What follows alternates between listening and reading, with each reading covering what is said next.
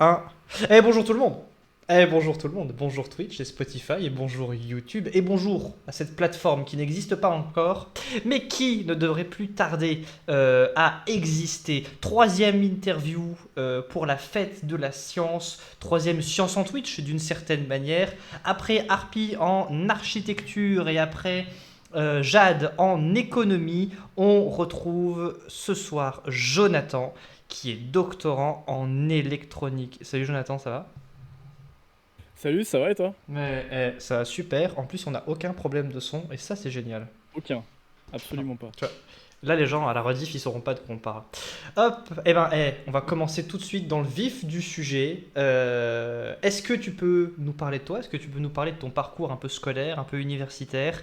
Qu'est-ce qui t'a mis sur la voie de l'électronique? Et réponds pas tout Oui. de suite à la question qu'est-ce qui t'a mis sur la voie de la thèse, parce que c'est la prochaine question. Ok. On- grosse question déjà pour commencer en vrai. Euh, Et bam. Non, qu'est-ce qui m'a lancé dans les. Bah, faut savoir que j'ai pas fait d'électronique dès le début surtout, donc c'est un peu ça qui est compliqué, on va dire. Mais non, qu'est-ce qui m'a lancé dans mes études? Bah, en fait, depuis tout petit, je suis passionné de physique et un peu essayer de comprendre comment le monde autour de moi fonctionne. Et, euh, et du coup, bah, j'ai fait pendant le lycée spé physique. On avait un prof de physique qui était trop cool. Et, euh, et du coup, enfin, j'ai un peu découvert tout ça et je m'étais dit que je voulais faire physicien parce qu'on apprenait tous les trucs cool de la physique. Et je suis parti faire ça, DUT mesure physique à Marseille, spécialité monter des bancs de test pour tester toutes les particularités de la physique. Et c'était trop cool, j'ai appris de l'optique, des ondes, de l'électronique, de la mécanique, technique du vide, on a fait plein de trucs trop sympas. Et en fait, pendant ces études, j'ai découvert l'électronique à ce moment-là. Et justement, parce qu'en fait, on avait besoin d'électronique pour faire nos bancs de test, nos mesures, nos trucs, un peu tout ça. Et c'était trop cool. Et je me suis rendu compte que c'est ça que j'aimais bien faire. Automatiser des choses. On avait aussi une matière qui s'appelle l'automatique. Et c'est à ce moment-là que je me suis dit, vas-y, je vais faire de l'électronique en fait. Et du coup, j'ai regardé et j'ai pu retourner dans ma région d'origine, qui est à Nice, où il y avait une filière électronique, licence master. Et donc j'ai repris en L2 parce que j'étais pas bon en maths.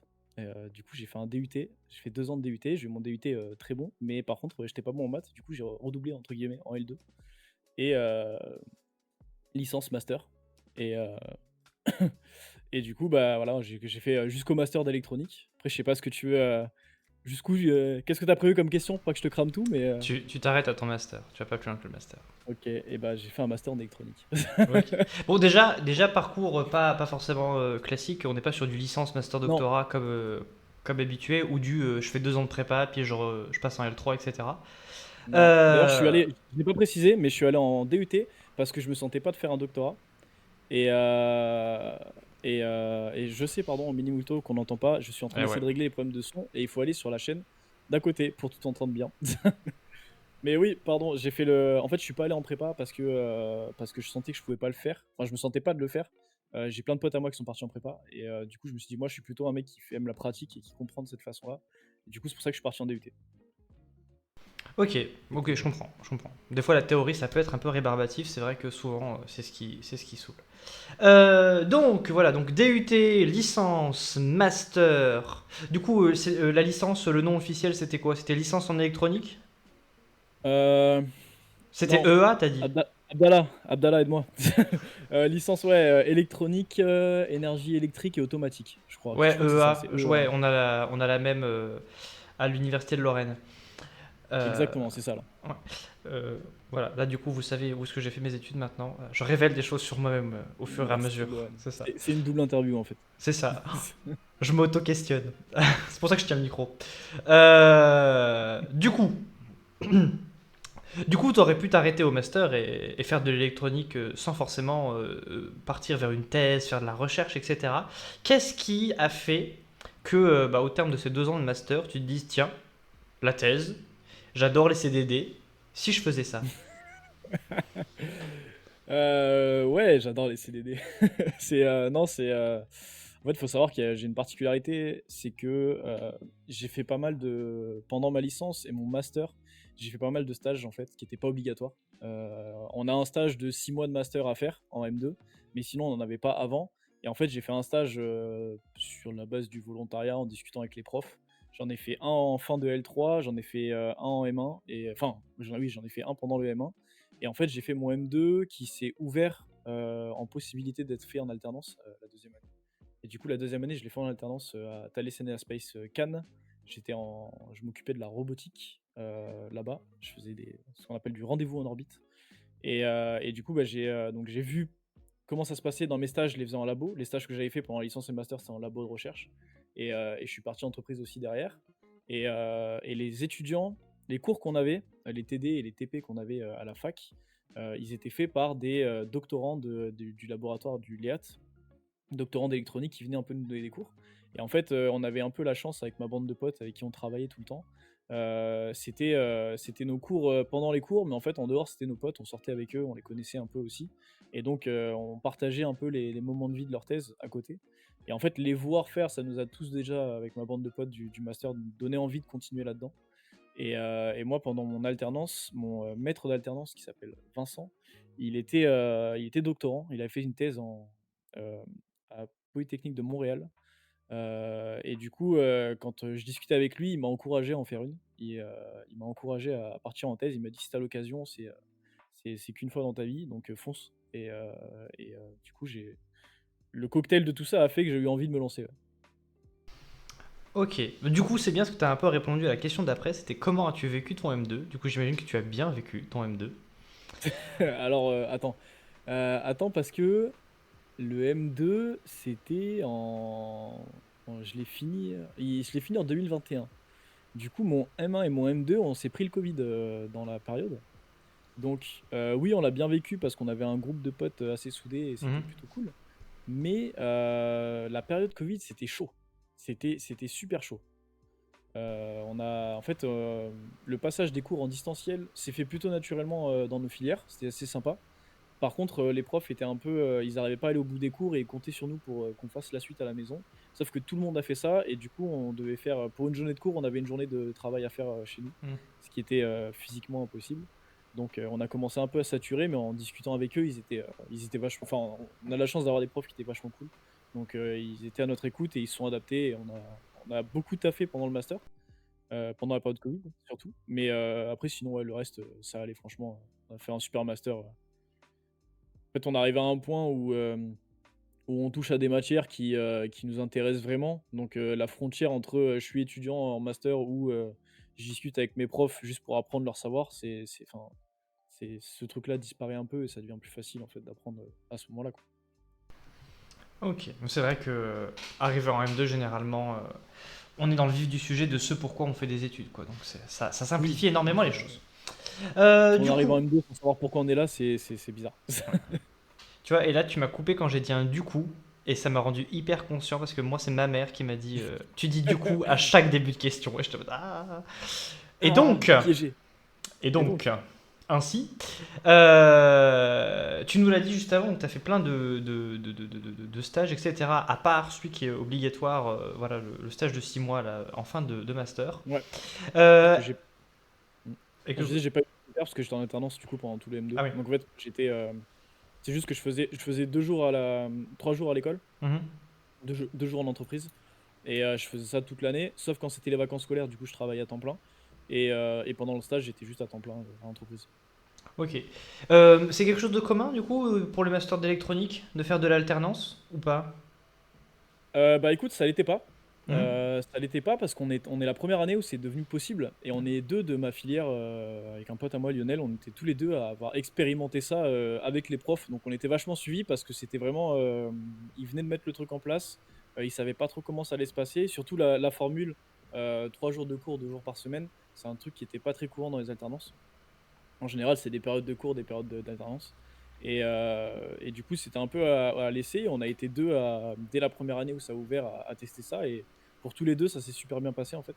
Et derrière, ils ont continué. Et maintenant, je saurais pas dire, mais il y a une énorme partie des masters qui sont en alternance. Donc Ok. ça, maintenant c'est quelque chose d'assez courant. Ah, du coup, au lieu d'avoir le truc classique où c'est des semaines de cours suivies par des semaines de travail, c'est un genre de mi-temps en fait. Mi-temps cours, C'est ça. mi-temps le taf. Ok. Moi, c'est aussi Donc une en fait, bonne. c'est exactement. En fait, ils ont modifié la maquette de notre master Mhm. où ils ont fait 3 jours de cours principaux et après c'était un jour de cours optionnel et un jour de projet. Et en Ok. fait, ils voulaient faire cette maquette comme ça. Et ceux qui étaient en alternance étaient dispensés des jours optionnels, des jours de projet parce que c'était les temps pleins d'entreprise. Ok. Non, mais c'est intéressant. Puis c'est bien de voir qu'il y a des modèles d'alternance qui changent. Et du Mm. coup, est-ce que l'entreprise, parce que d'habitude la question c'est est-ce que ton stage de M2 t'a aidé à préparer ta thèse, mais est-ce que du coup ton alternance, elle t'a mis un pied déjà dans le sujet de thèse dans lequel tu te trouves aujourd'hui? On ne parle pas encore du sujet de thèse dans le détail, attention. Ou est-ce que c'était quelque chose de complètement différent et tu as bifurqué au moment de ta thèse? En fait, c'est une question beaucoup plus compliquée que prévu, ça. Parce que non, pas du tout, c'est deux sujets totalement différents. Du coup, pour mon master, en fait, je travaillais sur des problèmes de rendez-vous en orbite. Donc, quand deux satellites doivent se rencontrer en orbite. Et pour ça, on a développé Thales, ils ont un banc robotique. Donc, ils ont des gros robots avec des maquettes et ils simulent les approches au sol avec d'un côté les capteurs, de l'autre côté des maquettes de robots. Et ça leur permet un peu de faire plein de simulations et de faire plein de tests. Et en fait, moi, j'étais en charge du banc de mesure en lui-même, donc faire en sorte que les robots fonctionnent, que quand leur envoie des commandes, ça se passe dans le bon sens, et tout ce genre de choses. Et donc, c'était électronique, robotique, automatique à fond. Euh, donc, j'étais en charge de par contre, ce qui était assez impressionnant d'ailleurs pour le coup, c'est que j'étais en charge de ça. Donc, ça veut dire que c'était à moi de faire en sorte que ça fonctionne quand il y avait des essais à faire. Et on a fait des campagnes de tests sur un projet européen qui s'appelle Eros, qui est un énorme projet financé par l'Europe, par la Commission européenne. Et du coup, j'ai vécu une campagne de tests de projet européen avec des acteurs européens et tout ce genre de choses. Et c'était super cool, pour le coup. Mais ça m'a pas du tout préparé au milieu du coup, à mon sujet de thèse et à faire de la recherche en doctorat, quoi. Juste pour préciser, parce que du coup tu as parlé de Thalès, on ne parle pas du Ouais, mathématicien grec, hein, on parle de l'entreprise non, française, voilà, ouais. qui... Et de la version spatiale, donc c'est Thales Alenia Space, il faut dire. Attention, voilà, donc c'est la version Attention, spatiale. pas le groupe Thales. Enfin, ça fait partie du groupe Oui. Thales, mais c'est On la est... sous-branche Voilà, spatiale. soyons spécifiques. Voilà, mais juste pour savoir où on se situe. Du coup, tu l'as dit, c'est un sujet de thèse qui est complètement différent de ce que tu Ouais. as fait chez Thales. J'espère que l'espace ne t'a pas dégoûté, que tu l'aimes toujours. Ah, mais je suis passionné de ça, moi, à la base. Donc, Là, c'est bon, c'est moi qui vends. Ah bah, il y a ma mère qui m'appelle, tiens. Bah, je pourrais pas répondre. Voilà. Normalement, il y a mon mec qui regarde le live. Si tu peux lui envoyer un message pour dire que je suis en live et que je peux pas répondre, ça serait super. Merci. Enfin, j'espère qu'il ouais, bah. écoute.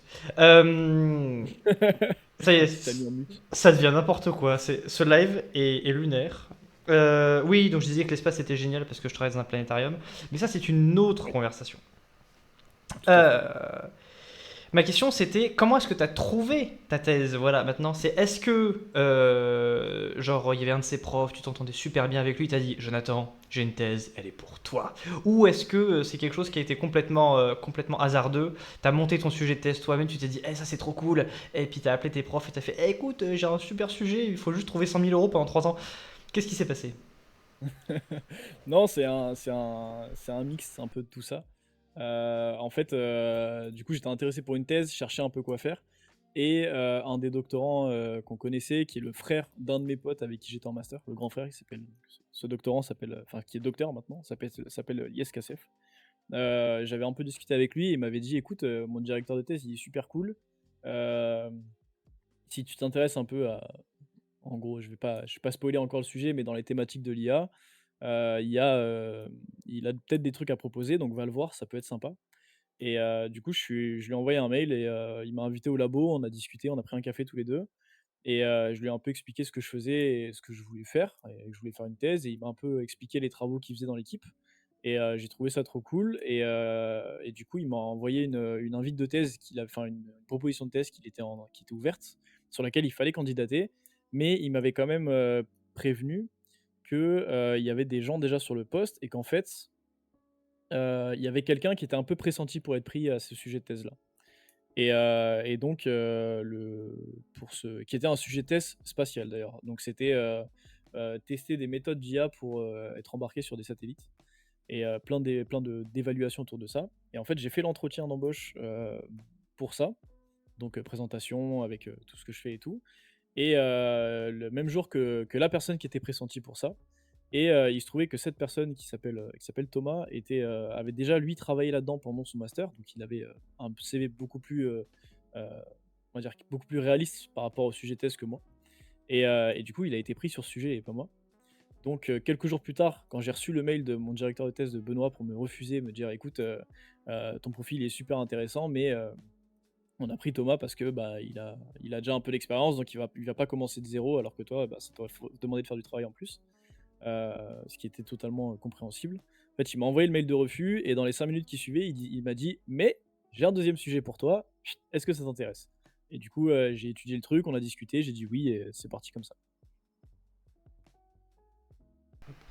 Ok, pardon, je répondais à ma mère, juste vérifier qu'il n'y a pas de souci, c'est bon, il n'y a pas de souci. Donc, mine de rien, sacré coup de Tout bol va quand bien. même. Il y a eu un sujet de Ouais, thèse qui était gardé au chaud, juste pour toi. Je m'attendais à ce que c'était tu un me, peu à ce ça, que ouais. tu dises que le doctorant de l'autre sujet soit en mode non, en fait, je ferai autre chose ailleurs et que du coup, machin, mais en fait, Non, non. et pas du tout. Et ce qui est très drôle, c'est que du coup, ce doctorant-là, c'est devenu un ami parce qu'on a travaillé ensemble, en fait, vu que c'était sous le même directeur de Bah thèse. oui. Et que, il m'a expliqué que lui, quand il a postulé à la thèse, le sujet de thèse s'est un peu monté entre son encadrant d'alternance, parce qu'il il était aussi en alternance chez Thales Alenia Space. En fait, on travaillait à un étage d'écart, on s'est jamais croisés. Et, du coup, donc le sujet s'est monté entre son directeur d'alternance et mon directeur de thèse. Et du coup, pour lui, c'était en mode le sujet est fait, l'entretien d'embauche, c'est une formalité et c'est bon, c'est réglé.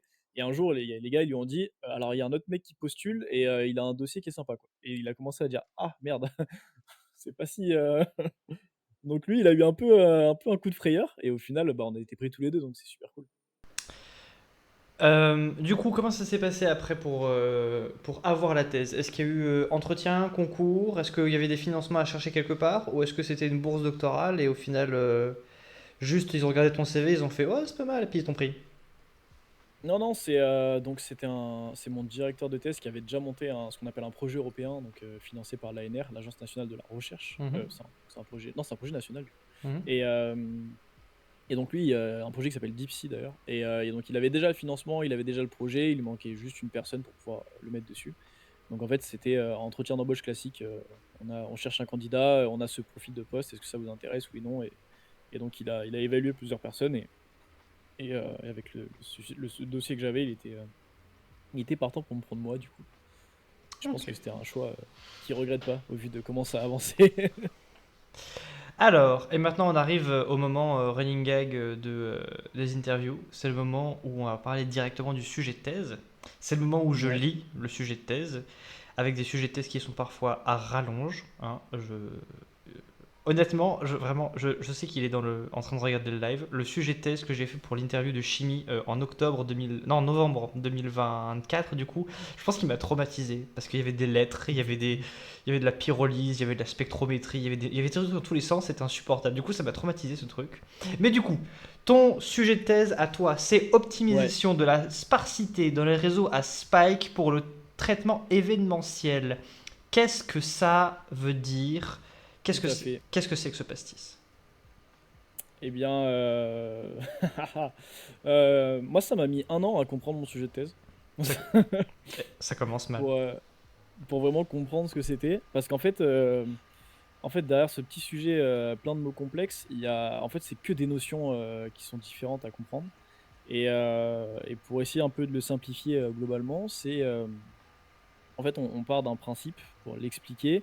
Le but, c'est de faire de l'IA, donc des réseaux de neurones artificiels, enfin des réseaux de neurones artificiels qui sont une sous-catégorie de l'intelligence artificielle. Et le but, c'est d'étudier une certaine catégorie qui consomme très très peu d'énergie. L'objectif, c'est de faire de l'IA basse consommation. Ça, c'est l'objectif principal. Et l'idée, c'est que comment on fait ce genre de choses, et c'est là où la spécialité de mon équipe de recherche au labo prend le pas, c'est de dire que en fait, on a estimé, parce que ça marche pas vraiment comme ça, je vais me faire taper dessus par des biologistes sinon, mais que si on pouvait brancher notre cerveau à une prise, ça consommerait environ 20 watts pour contrôler la machine très complexe qu'on a. Donc c'est pas grand chose du tout. Et l'idée, c'est de se dire, ok, mais quels mécanismes dedans sont mis en place pour faire fonctionner une machine aussi complexe avec si peu d'énergie. Et il y a plein, plein, plein de solutions possibles. Et nous, on est parti sur une des solutions qui est de dire, ok, on a des ordis et on va essayer de le faire de façon digitale et de voir comment on peut se rapprocher de cette énergie-là. Et donc, on vient par plein de méthodes. On va attaquer le problème sur 3 bords. La partie algorithmique, la partie hardware, donc les circuits, et la partie capteur. Et on va essayer de faire ce qu'on appelle du bio-inspiré. Donc, c'est inspiré du fonctionnement enfin, du corps humain, en fait, de la biologie. Et donc, pour l'algorithmique, on va essayer de regarder comment les neurones ils communiquent entre eux dans le cerveau et faire un peu la même chose. Moi, je suis spécialisé dans le traitement de la vision événementielle. Et donc, la vision événementielle, c'est une catégorie qui va essayer d'estimer, de faire un peu comme l'œil humain, donc se rapprocher de comment l'œil humain voit. Et après, on développe aussi des circuits électroniques pour faire tourner tous nos calculs de façon assez spécifique pour permettre des, des nouvelles méthodes de calcul qui vont nous permettre de réduire de l'énergie. Euh, et donc on essaie de combiner toutes ces petites astuces-là. Je sais pas si tu veux que j'aille plus loin ou si tu as prévu d'autres questions pour pas que je te les spoil aussi. Je peux faire. Non, non, tu peux aller plus loin, tu peux aller plus loin. Ok. Du coup, donc on fait ça un peu à toutes les étapes. Recherche algorithmique, recherche comment dire, sur les puces. Et pour le côté algorithmique, en fait, on va aller vers ce que tu as expliqué tout à l'heure, les réseaux à spike, les réseaux à impulsion. En fait, c'est juste sur le principe que nos neurones dans le cerveau, ils communiquent par des petites impulsions électroniques. Donc c'est de l'information qui se propage dans notre cerveau. Et l'idée, c'est de se dire, on a essayé de faire des modèles mathématiques simplifiés, du coup, on n'essaie pas de faire de la simulation biologique, on essaie vraiment de faire du calcul optimisé, si on peut le dire comme ça. Donc on va faire des modèles mathématiques un peu simplifiés, qui sont des neurones qu'on appelle des intégrateurs, integrate and fire, donc des neurones qui vont intégrer un signal et envoyer des impulsions quand ils sont pleins. Et du coup, on va en mettre plein à la chaîne les uns derrière les autres, et du coup, ça va envoyer comme ça des petites impulsions qui vont se balader. Et l'avantage de faire ce genre de calcul, c'est que, en fait, tant qu'ils sont pas pleins, ils envoient pas de données, et du coup, il se passe rien du tout. Donc ça veut dire que dans le neurone, il y a beaucoup de choses, il y a beaucoup de neurones euh, qui ne donnent pas, qui n'ont pas d'activité, qui n'envoient pas de calcul. C'est pour ça qu'on appelle ça de la sparsité. Donc la sparsité, c'est un mot, je crois que c'est anglais en fait. Ça vient de sparsity. Ouais, Et du ouais, coup, sparse, c'est ça veut genre, dire il y a pas beaucoup de trucs. éparse. Ouais, ouais, ouais. Voilà, c'est un peu l'inverse de dense en fait. Mm. C'est quelque chose de d'éparse. Donc c'est sporadique. Il y a très peu de choses toute la taille de notre réseau, il y a que quelques neurones qui vont envoyer de l'information. Et l'idée, c'est qu'avec cette méthode-là, on arrive à réduire l'information qui transite dans le neurone, tout le réseau de neurones, pardon.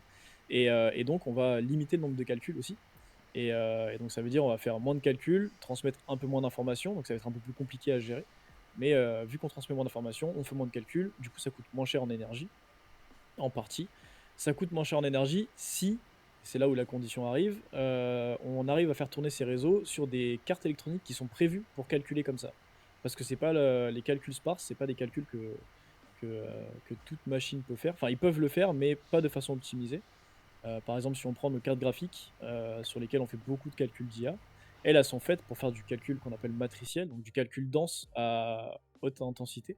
Et ça, du coup, c'est totalement l'inverse de ce qu'on fait. Donc, les GPU, on peut les utiliser nous, mais on n'aura pas l'optimisation d'énergie qu'on fait par notre algorithme. Et donc, on développe des circuits, ce qu'on appelle des accélérateurs exprès pour faire ce genre de calcul.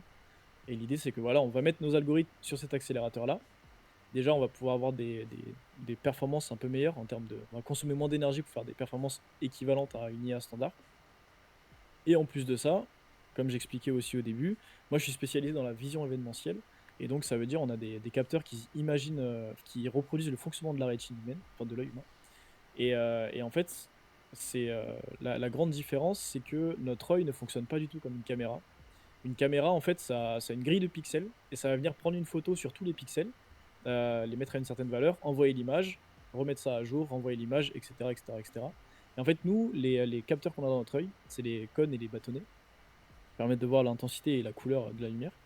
En fait, eux, ils sont sensibles aux variations de lumière, donc ils viennent pas enregistrer toute l'image, l'envoyer à notre cerveau et on la traite. C'est notre œil fait des micro-saccades et dans ces vibrations, il va observer les variations de lumière autour de nous, de luminosité, et il va transmettre ces variations, donc des petites impulsions à notre cerveau qui derrière va les processer et va recréer une image. Donc cette caméra, elle fait la même chose. Chacun des pixels est indépendant et ils sont sensibles à la variation de la lumière et elle va observer quand il y a des variations positives ou des variations négatives. Et du coup, elle va dire, chacun des pixels va dire, moi j'ai vu une variation positive qui a dépassé mon seuil d'observation. J'ai vu une variation positive à cet instant T. Il attend, hop, j'ai vu une variation négative, et donc il va envoyer comme ça de temps en temps des 1, des 0, des 1, des 0. Et chacun des pixels va agir comme ça. Et la résultante, c'est que la caméra ne fait pas d'image, elle envoie juste un flux d'événements. C'est pour ça qu'on dit des caméras événementielles. Elle envoie juste plein d'événements comme ça qui sont en fait quand est-ce qu'un pixel a vu une variation positive ou négative. Et nous derrière, bah, on voit que les variations de lumière. Donc on a filtré le fond, on a filtré plein de choses comme ça. Et quand on mélange ces caméras-là qui donnent moins de données mais plus pertinentes avec notre algorithme sur un circuit adapté, on arrive à réduire énormément l'énergie que le système va demander et donc faire de l'IA beaucoup plus performante. Globalement, c'était le but de la thèse. Et tout ça, j'ai mis 1 an à le comprendre.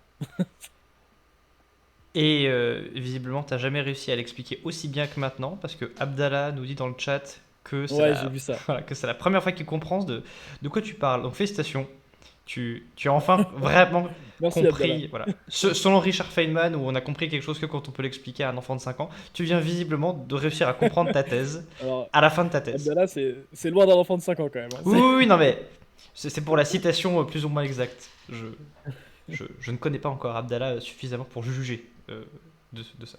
Il est un Euh, grand bébé, on peut dire ça. Ah, bah, quand même. Euh, c'est cool à quelques mots de la soutenance. Oui, c'est vrai, voilà, je veux dire. Voilà. Mais c'est bien, c'est bien. C'est la preuve que si on lui pose des questions pendant la soutenance, il saura y répondre, clairement. Bah, c'est bon. Euh, Dans mon cas, j'avais plusieurs questions parce qu'évidemment, je n'y connais rien. Ouais. Voilà, rien du tout. C'est pas du tout les choses. Alors, je veux dire, auxquelles je m'intéresse, pas forcément, mais auxquelles j'ai été formé dessus. Euh, dans ce réseau neuronal, là, du coup, il y a combien de neurones? Ouais. Ah, bah ça dépend. C'est ça la chose marrante. Dans C'est un qu'en fait, cerveau ça. humain, il y a des centaines de milliards de neurones. Ma question est par rapport à ça, en termes d'ordre de Ouais. grandeur. En termes d'ordre de grandeur, en fait, nous, ce qu'on fait, c'est on fait pas de la. On n'essaye pas de simuler la biologie. Mhm.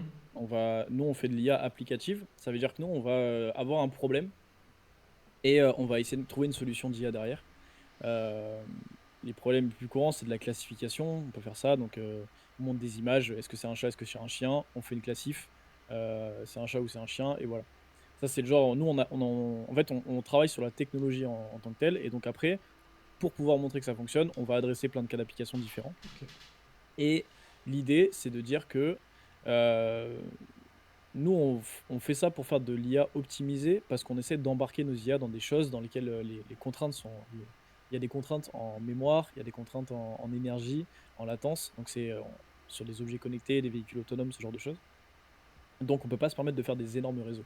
Et du coup, on a une théorie on a une approche qui est différente des IA, des grandes IA qui sont connues en ce moment, comme les modèles GPT ou ce genre de choses, qui eux vont faire des trucs monstrueux pour essayer de répondre à tout.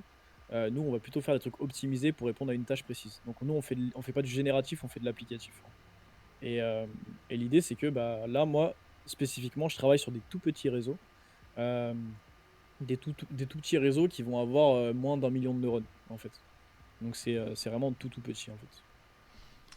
Et du coup, je pose la question, parce que moi, je connais rien. Et là, du coup, attention, j'engage ton avis personnel sur la question qui suit. Donc, tu peux choisir de ne Vas-y, pas répondre à ces questions. Est-ce que du coup, soumis pas, c'est pas drôle. il vaut mieux un truc énorme génératif qui fait tout, ou est-ce qu'à la place, il vaudrait pas mieux un milliard de mini machins applicatifs qui tous ensemble reproduiraient le même résultat, mais au final que des machins hyper spécifiques, mais c'est que en les prenant tous ensemble genre en amont ou en aval, que ça pourrait donner un truc similaire. Je sais pas si c'est clair cette question. Ouais. Parce que c'est Si, confus dans si, ma tête. Ok. Alors, moi, en tout cas, j'ai compris. Ok. J'ai compris parce qu'en plus, ça parle d'un sujet qui est connu. Euh, Non, pas forcément, c'est pas coûteux en énergie. En fait, c'est au contraire, c'est ce qu'on appelle du mixture of experts, donc c'est du mélange d'experts. C'est l'approche que DeepSeek a fait, donc que la Chine a fait. Quand il y a eu, je sais pas si vous, enfin pour ceux qui peuvent suivre un peu l'actualité IA, Nvidia a explosé parce qu'ils vendaient énormément de cartes graphiques, justement parce qu'il y a une surutilisation des IA, ChatGPT, tout ce genre de choses, des IA énormes génératives qui vont des super performances. Et la Chine est un peu arrivée avec une opération un peu coup de massue en disant ouais bah nous on a notre chat GPT interne qui s'appelle DeepSeek et il consomme beaucoup moins d'énergie que vos trucs et voilà. Et en fait pourquoi? Parce qu'eux ils font du mixture of experts, ça veut dire qu'ils ont plein de petits modèles spécialisés et ils ont un modèle un peu plus haut qui va dire en fonction de ta question je vais t'orienter vers un autre modèle et du coup tu vas forcément comme tu es appliqué, tu as besoin d'un moins grand réseau et donc tu vas venir comme ça limiter à différentes échelles. Donc c'est des méthodes d'IA qui existent. Et moi je suis plutôt team aussi de faire ça, de faire des petits modèles spécifiques. Au moins on est sûr qu'on adresse dans les bonnes conditions notre problématique et on va venir attaquer notre problème avec les meilleures conditions. Et c'est un peu ce que moi je préfère voir, vu que moi de toute façon je suis biaisé parce que je fais de l'embarqué. Donc moi je fais de la tâche, je fais de l'applicatif sur une tâche particulière. Mais au final, si on est fan de biomimétisme, ça revient en fait à avoir un réseau de personnes. T'appelles. Tu sais, genre, c'est comme quand tu voulais appeler quelqu'un à l'époque où il n'y avait pas de réseau sans fil, etc. Il fallait appeler la meuf qui te passait le type, qui était le type à qui tu voulais parler, tu vois. Genre, on retrouve le côté un peu. Si j'ai une question sur, je sais pas moi, la mécanique quantique, ben, je vais appeler un prof de la fac qui va me rediriger vers un physicien, Ouais, vers un article, et voilà. Donc, on retrouve quelque chose de très similaire en fait à un fonctionnement euh, naturel. C'est une question oui, oui. ouverte. C'est pas une question. Non, C'est une affirmation ouais, ouais. soumise à la critique. Voilà. Non, Mais mais c'est oui, c'est ça, on va essayer d'aller piocher le meilleur réseau pour ça. Bon, c'est déjà un peu le cas que ça fonctionne. Hein, c'est un peu déjà, ça fonctionne déjà un peu comme ça, pardon, c'était pas français ce que j'ai dit.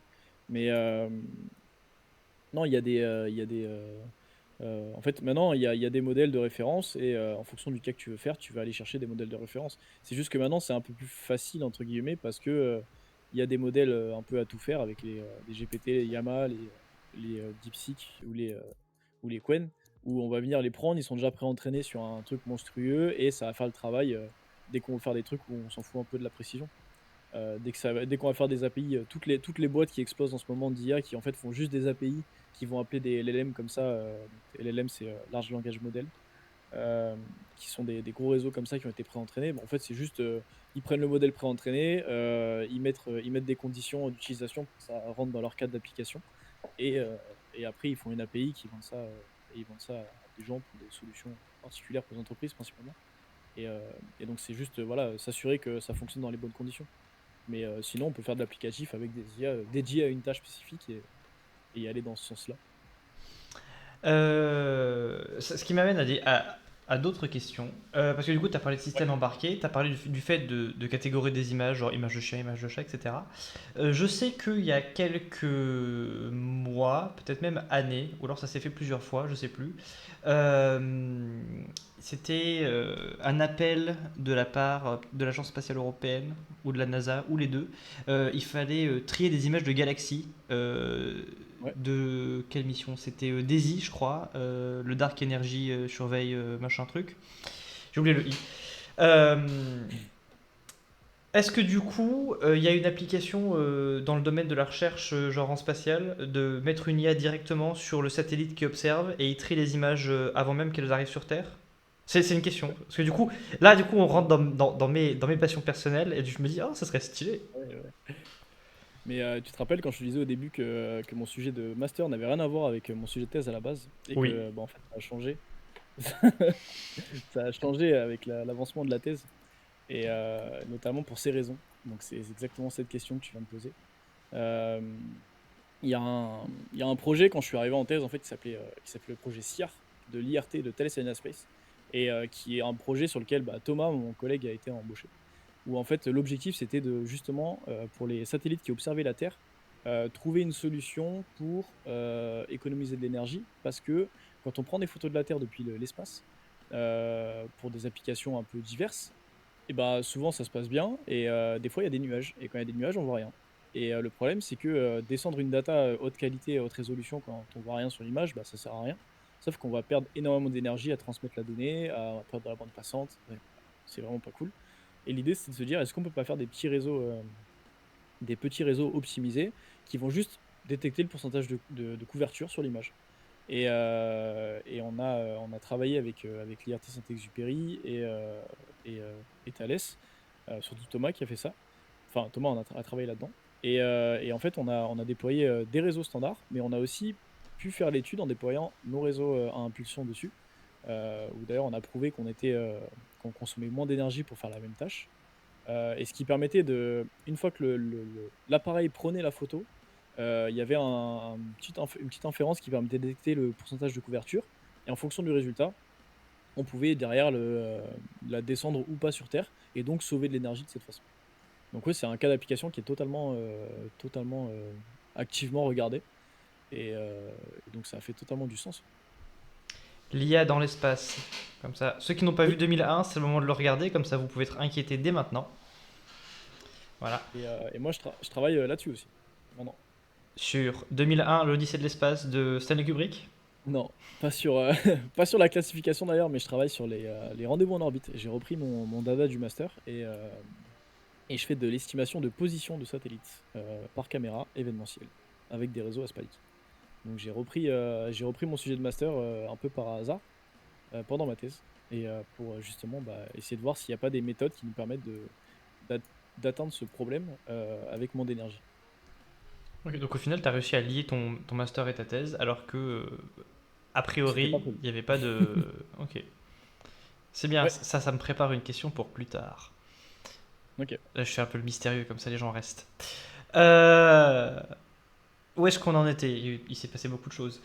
Donc au final, optimisation de la sparsité dans les réseaux à spike pour le traitement événementiel. Le traitement événementiel, ça a aucun rapport avec le fait d'organiser un festival ou quoi que ce soit, hein. En vrai, vraiment, Alors, premier, alors non, mais j'ai fait beaucoup. En vrai, non, mais j'ai fait beaucoup d'événementiels pendant ma thèse d'ailleurs. ah, ouais, premier degré, je me suis dit que c'était une utilisation de l'IA pour gérer genre les personnes dans les festivals et tout. Je me suis dit, les festivals, les festivals. Festivals. Non, Festival des festivals? non, non, mais non, parce que festival, je crois que le premier festival, ça date du début du XXe siècle, un truc comme ça. Et en fait, les mots en français qui finissent par AUX, s'ils finissent par AL au singulier, c'est parce qu'ils étaient dans la langue française avant le XIIIe siècle. Et c'est ceux qui ont été intégrés après, où c'est AL avec un S. Du coup, on dit des festivals, parce que le mot festival date d'après le XIIIe siècle. Ou le XIIe siècle, il y a un bail comme ça. C'était le moment Ok. étymologie du live. Voilà. Je sais pas pourquoi. Petite info historique. C'est ça, c'est ça. Blablabla. Oui, donc au final, pas de rapport avec l'événementiel au sens classique du terme.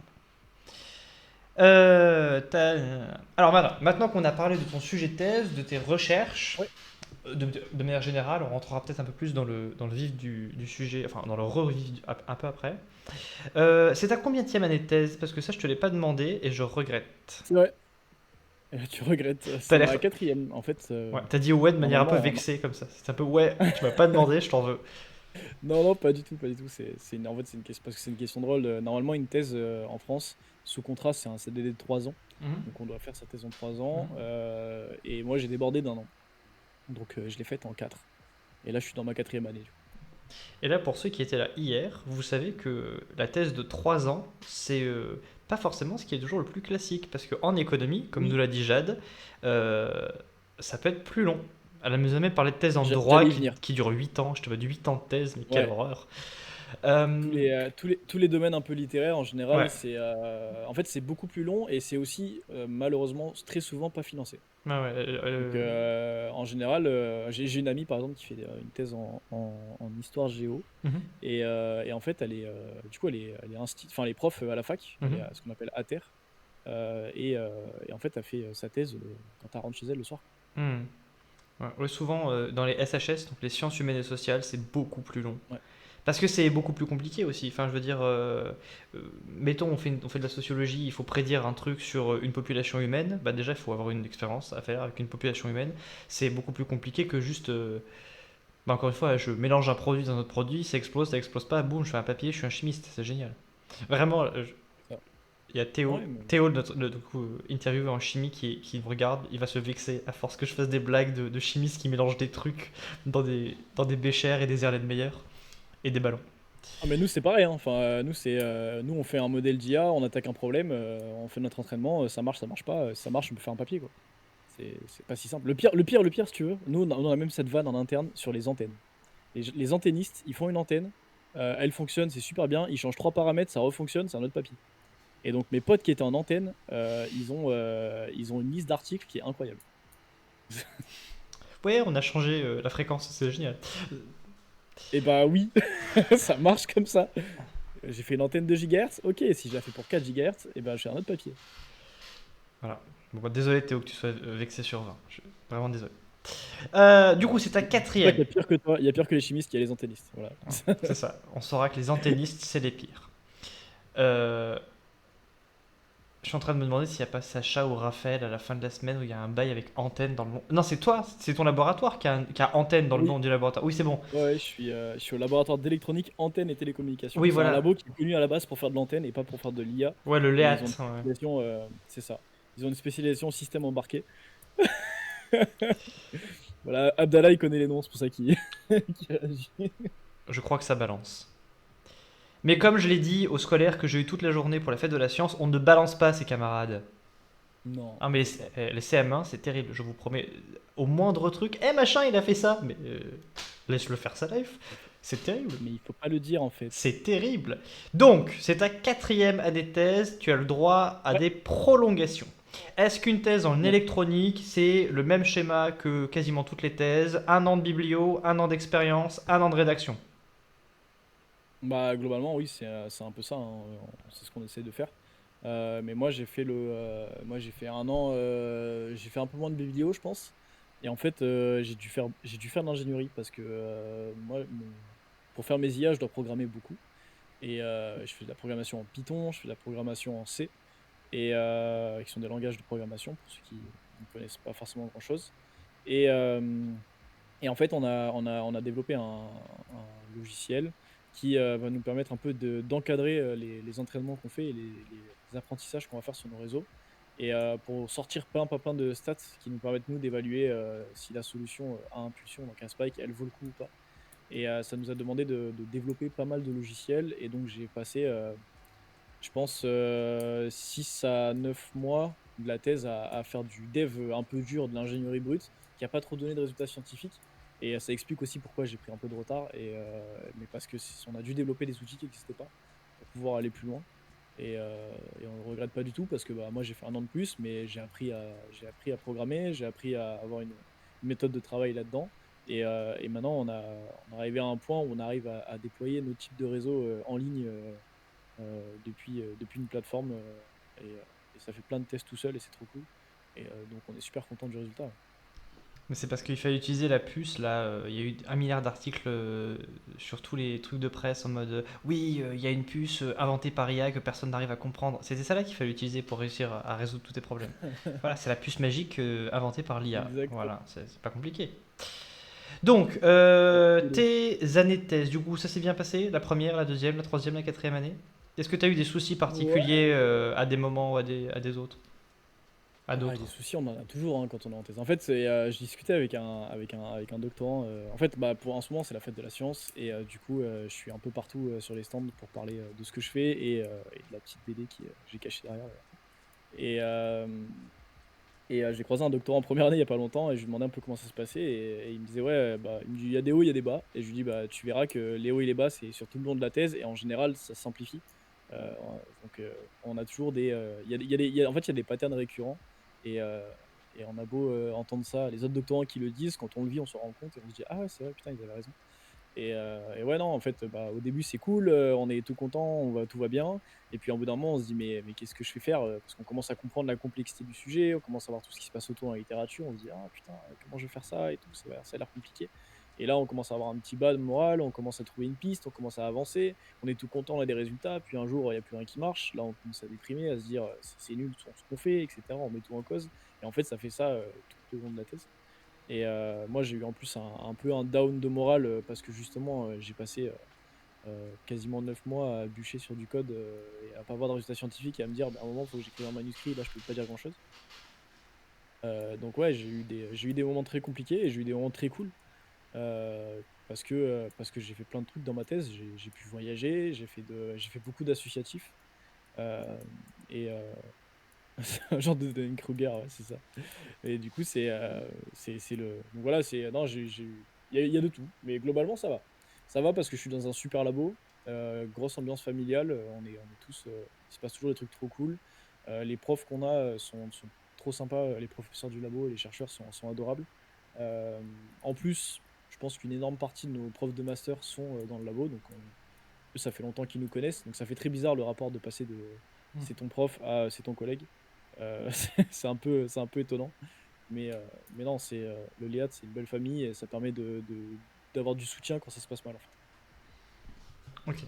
Bon, là, on est déjà sur une des choses les plus importantes. Ça, c'est quelque chose qui revient régulièrement au cours des interviews. On retrouve le côté l'être humain d'un animal social. C'est que tant qu'on est bien Oui, entouré, tout se passe bien. Voilà, ouais. j'ai une pensée pour Aurélie, qui était la première interviewée bah, il y a 1 an, du coup, aussi pour la fête de la science, etc. Je sais elle m'a dit qu'elle avait eu des soucis de santé, que son directeur de thèse lui avait proposé de faire à manger chez elle pour la soulager. Non, Donc voilà, être entouré, c'est la chose la plus importante qu'on puisse avoir. ouais, non, c'est sûr. Euh, Alors même, d'ailleurs, une anecdote un peu marrante, mhm. enfin marrante, pas tant que ça, mais un de nos potes qui était doctorant quand on était en master, qui lui était en train de finir sa thèse, il nous a dit quand ça va pas au bout de 2 ans de thèse, bah aller voir un psy, c'est pas une mauvaise idée. Il nous avait dit voilà, si vous avez l'occasion d'aller voir un psy vers la fin de la deuxième année de thèse, bah, souvent ça peut aider. Et en fait, il y a beaucoup de doctorants qui le font. Et je pense que c'est pas une mauvaise idée du tout. Parce que la fin de la deuxième année de thèse, quand on commence à avoir nos résultats, qu'on n'est pas hyper satisfait, qu'il faut commencer à rédiger, se poser des questions autour du manuscrit, en fait, on remet tellement de choses en question dans sa vie que bah, ça vaut le coup, des fois, si on n'a pas un super entourage, qu'on n'est pas très sociable, qu'on n'ose pas trop parler, de faire ce genre d'initiative, c'est assez important, je trouve. Ok, donc voilà. C'est très bien de le rappeler, hein. Aller voir un psy, ça veut pas dire qu'on a un problème. Des fois, on a juste besoin de parler à Non, quelqu'un. non, c'est juste qu'il faut. Des fois, on a besoin d'extérioriser, quoi. Et du coup, ça vaut le coup de. C'est pas évident. Des fois, on n'ose pas le faire avec son directeur de thèse, on n'ose pas le faire avec ses collègues. On n'a pas forcément nos amis dans le coin, parce que des fois, pour ta thèse, tu vas bouger loin et on n'a pas tous une sociabilité plus ou moins simple avec des gens qui nous entourent. Donc, aller voir un pro pour ça, souvent, ça aide vachement. Voilà. À partir de maintenant, je veux que tous les futurs doctorants qui regardent la chaîne, ils négocient que le psy soit payé par le laboratoire. Voilà. Ça sera Ouais, intégré dans bah, le coût de la thèse. pour les doctorants, enfin, pour les étudiants, tu as 3 séances ou 4 séances gratuites, je crois, un truc comme ça. Donc normalement nous je sais qu'on a un service de santé universitaire et du coup on peut s'inscrire sur Doctolib et on a 3-4 séances gratuites donc ça vaut le coup de les prendre à ce moment-là je trouve. Ouais, c'est vrai. C'est très compliqué de rebondir après une note sérieuse comme celle-là. Ouais, ouais, ouais. Non, Euh, Blablabla. Alors du coup, la rédaction de la thèse, parce que du coup, tu me l'as dit, Ah, je sais plus si tu l'as dit avant qu'on commence, parce que souvent j'arrive pas à on l'a dit savoir. en off. Je Ah crois ouais, qu'on l'a dit en voilà. off. Tu as rendu ton manuscrit il y a pas longtemps, comme Jade, qui l'avait rendu la semaine dernière. Est-ce que tu l'as rendu la Exactement. semaine dernière aussi? Je l'ai rendu vendredi. Vendredi, ok, donc la semaine. Ouais, non. Enfin, samedi à 4h du matin, si on veut être exact. C'est terrible, c'est terrible. N'envoyez pas de mail professionnel après vos heures de travail, je le rappelle. Je l'ai fait. C'est mal, c'est mal.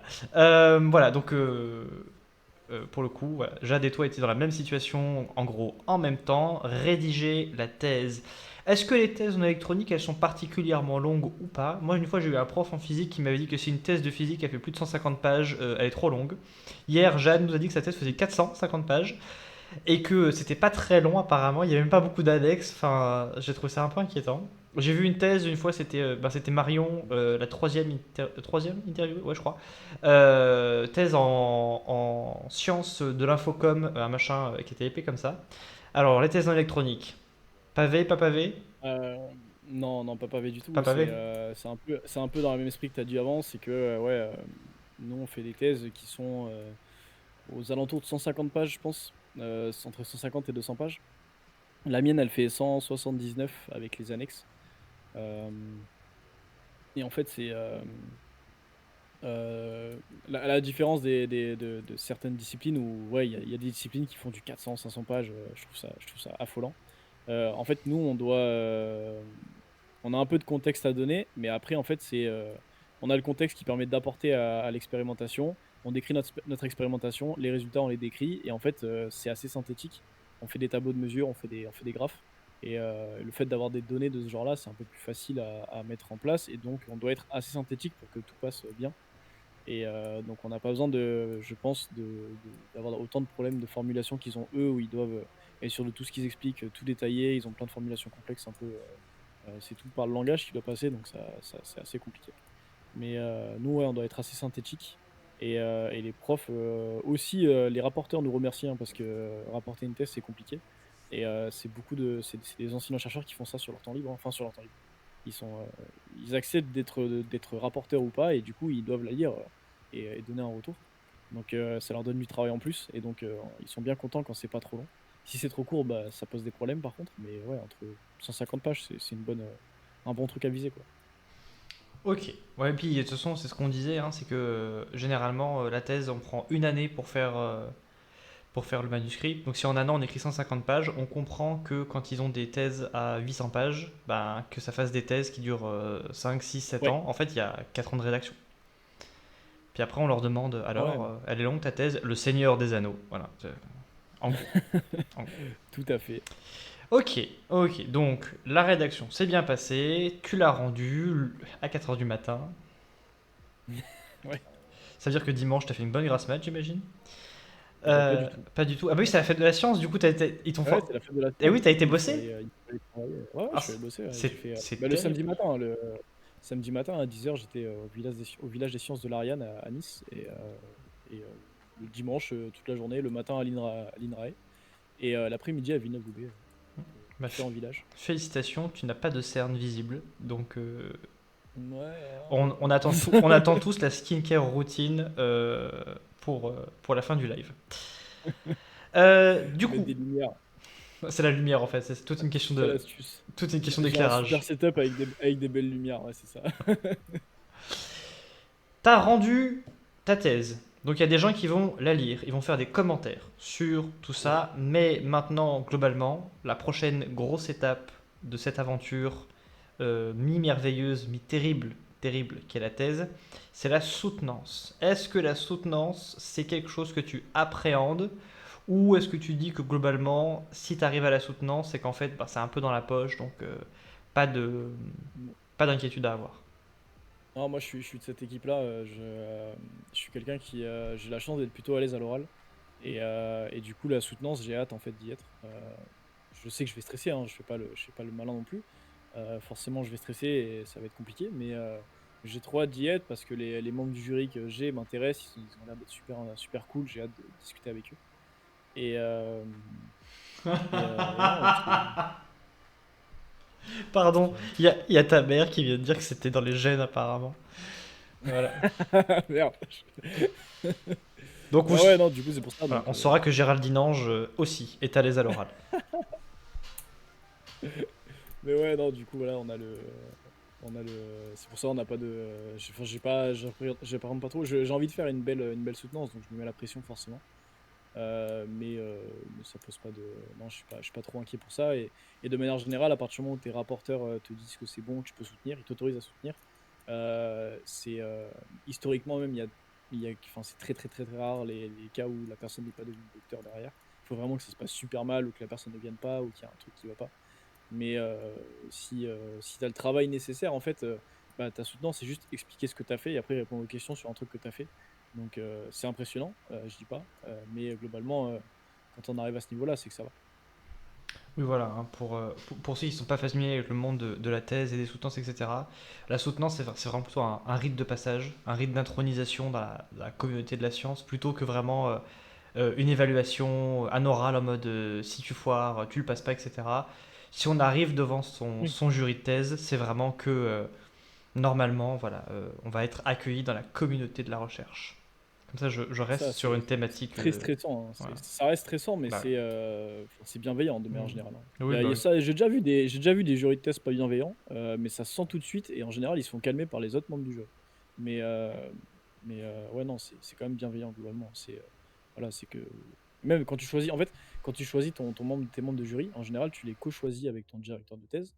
Heu, Souvent, il y a des gens, des fois, c'est que le directeur de thèse, ça dépend des labos et des façons de faire, mais en général, tu les co-choisis et moi, c'est ce que j'ai eu l'occasion de faire. C'est mon directeur de thèse qui m'a dit, qui est venu me voir et qui m'a dit: «Tu veux qui dans ton jury?» J'étais en mode: «Ah, je pensais que tu allais m'aider» et heu et en fait, on a regardé tous les 2 et on a trouvé des noms qui étaient super intéressants et du coup, c'est ça qui est trop cool, en fait. Si tu dis: «Voilà, j'ai envie que cette personne-là voit mon travail». Moi, j'ai lu tous ses travaux pendant ma thèse, j'ai envie qu'il voit un peu les miens et au moins on va discuter, ça va être cool et en fait, il faut le voir comme ça. Oui, voilà, c'est un rendez-vous de passionnés, mais avec des passionnés qui sont passionnés juste depuis 20 ans de plus que toi, quoi. Donc, Exactement. voilà. On est toujours. C'est comme quand on arrive à convaincre un pote de regarder une série qu'il a toujours pas vue et qu'on considère être la meilleure série de l'univers. On se dit ça y est, c'est maintenant. Là. Puis après, on peut en parler. Ouais. Ouais, ils ont cet esprit-là, je pense, hein. Le côté yes, un mec en plus en électronique, un mec en moi en physique, c'est super. C'est ce qu'ils veulent. Ouais, bah, c'est ça. Il y a aussi l'aspect de. Enfin, en fait, faut aussi dire que, en général, quand tu as de la chance de faire des conférences, quand tu publies dans les conférences, tu vas aller présenter ton article en conférence, et du coup, c'est là le baptême du feu, en fait. C'est là où où t'es pas sur le top parce que t'es juste un jeune doctorant et que t'arrives dans une salle remplie de chercheurs qui, eux, sont expérimentés ou pas. Il y a aussi d'autres doctorants. Mais là, pour le coup, t'as pas un membre de jury qui est là pour t'attendre et te poser des questions douces. T'as même des gens qui, des fois, font quelque chose un peu compétitif avec toi et qui essaient de te démonter. Et je pense que c'est plus impressionnant, des fois, les oraux de conférence que la soutenance, je pense. On a, Et on- oui, je viens de voir ta question Ouais. et je serai en anglais, du coup. Ok. Ma soutenance d'elle sera en anglais parce que j'ai un membre de jury qui est une femme et qui est italienne et qui ne parle pas français du tout. Et donc, on va parler en anglais. Donc pas de soutenance en italien. J'ai pas le niveau. J'ai En vrai, ça se fait. En vrai, ça se fait. j'ai- j'ai pas le niveau et les autres membres du jury, je pense que beaucoup ne parlent pas italien. Il y en a quelques-uns, oui, mais les autres, non. Donc, En en vrai, anglais, ce sera bon. je suis sûr que ça se fait parce que vu que c'est deux langues romanes, la moitié des mots à tous les coups c'est les mêmes avec un A à la fin. Ça doit être ça. Electronica. Electronica. Électronique, Tu vois. c'est ça. Non, ouais, j'ai quelqu'un qui vient des Intelligenza Pays-Bas, j'ai quelqu'un qui vient artificiale. Tu vois. d'Italie. Et voilà.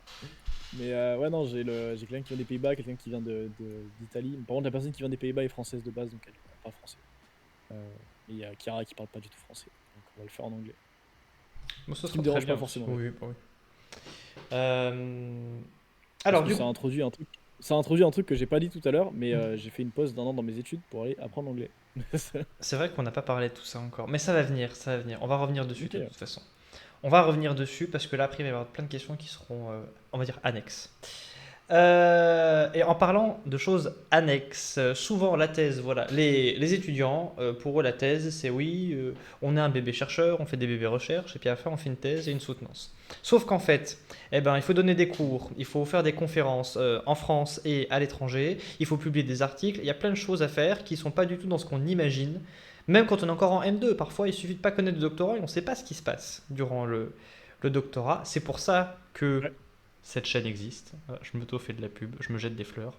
t'as raison. Comment se sont passées tes missions annexes, les cours, les conférences? Est-ce que tu as publié des articles? Est-ce que c'était bien? Etc. etc.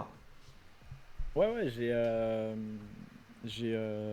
en fait, moi, comme je suis une thèse, ce que j'expliquais tout à l'heure, ANR, j'étais une thèse financée au CNRS, du coup, j'étais pas obligé de faire de l'enseignement.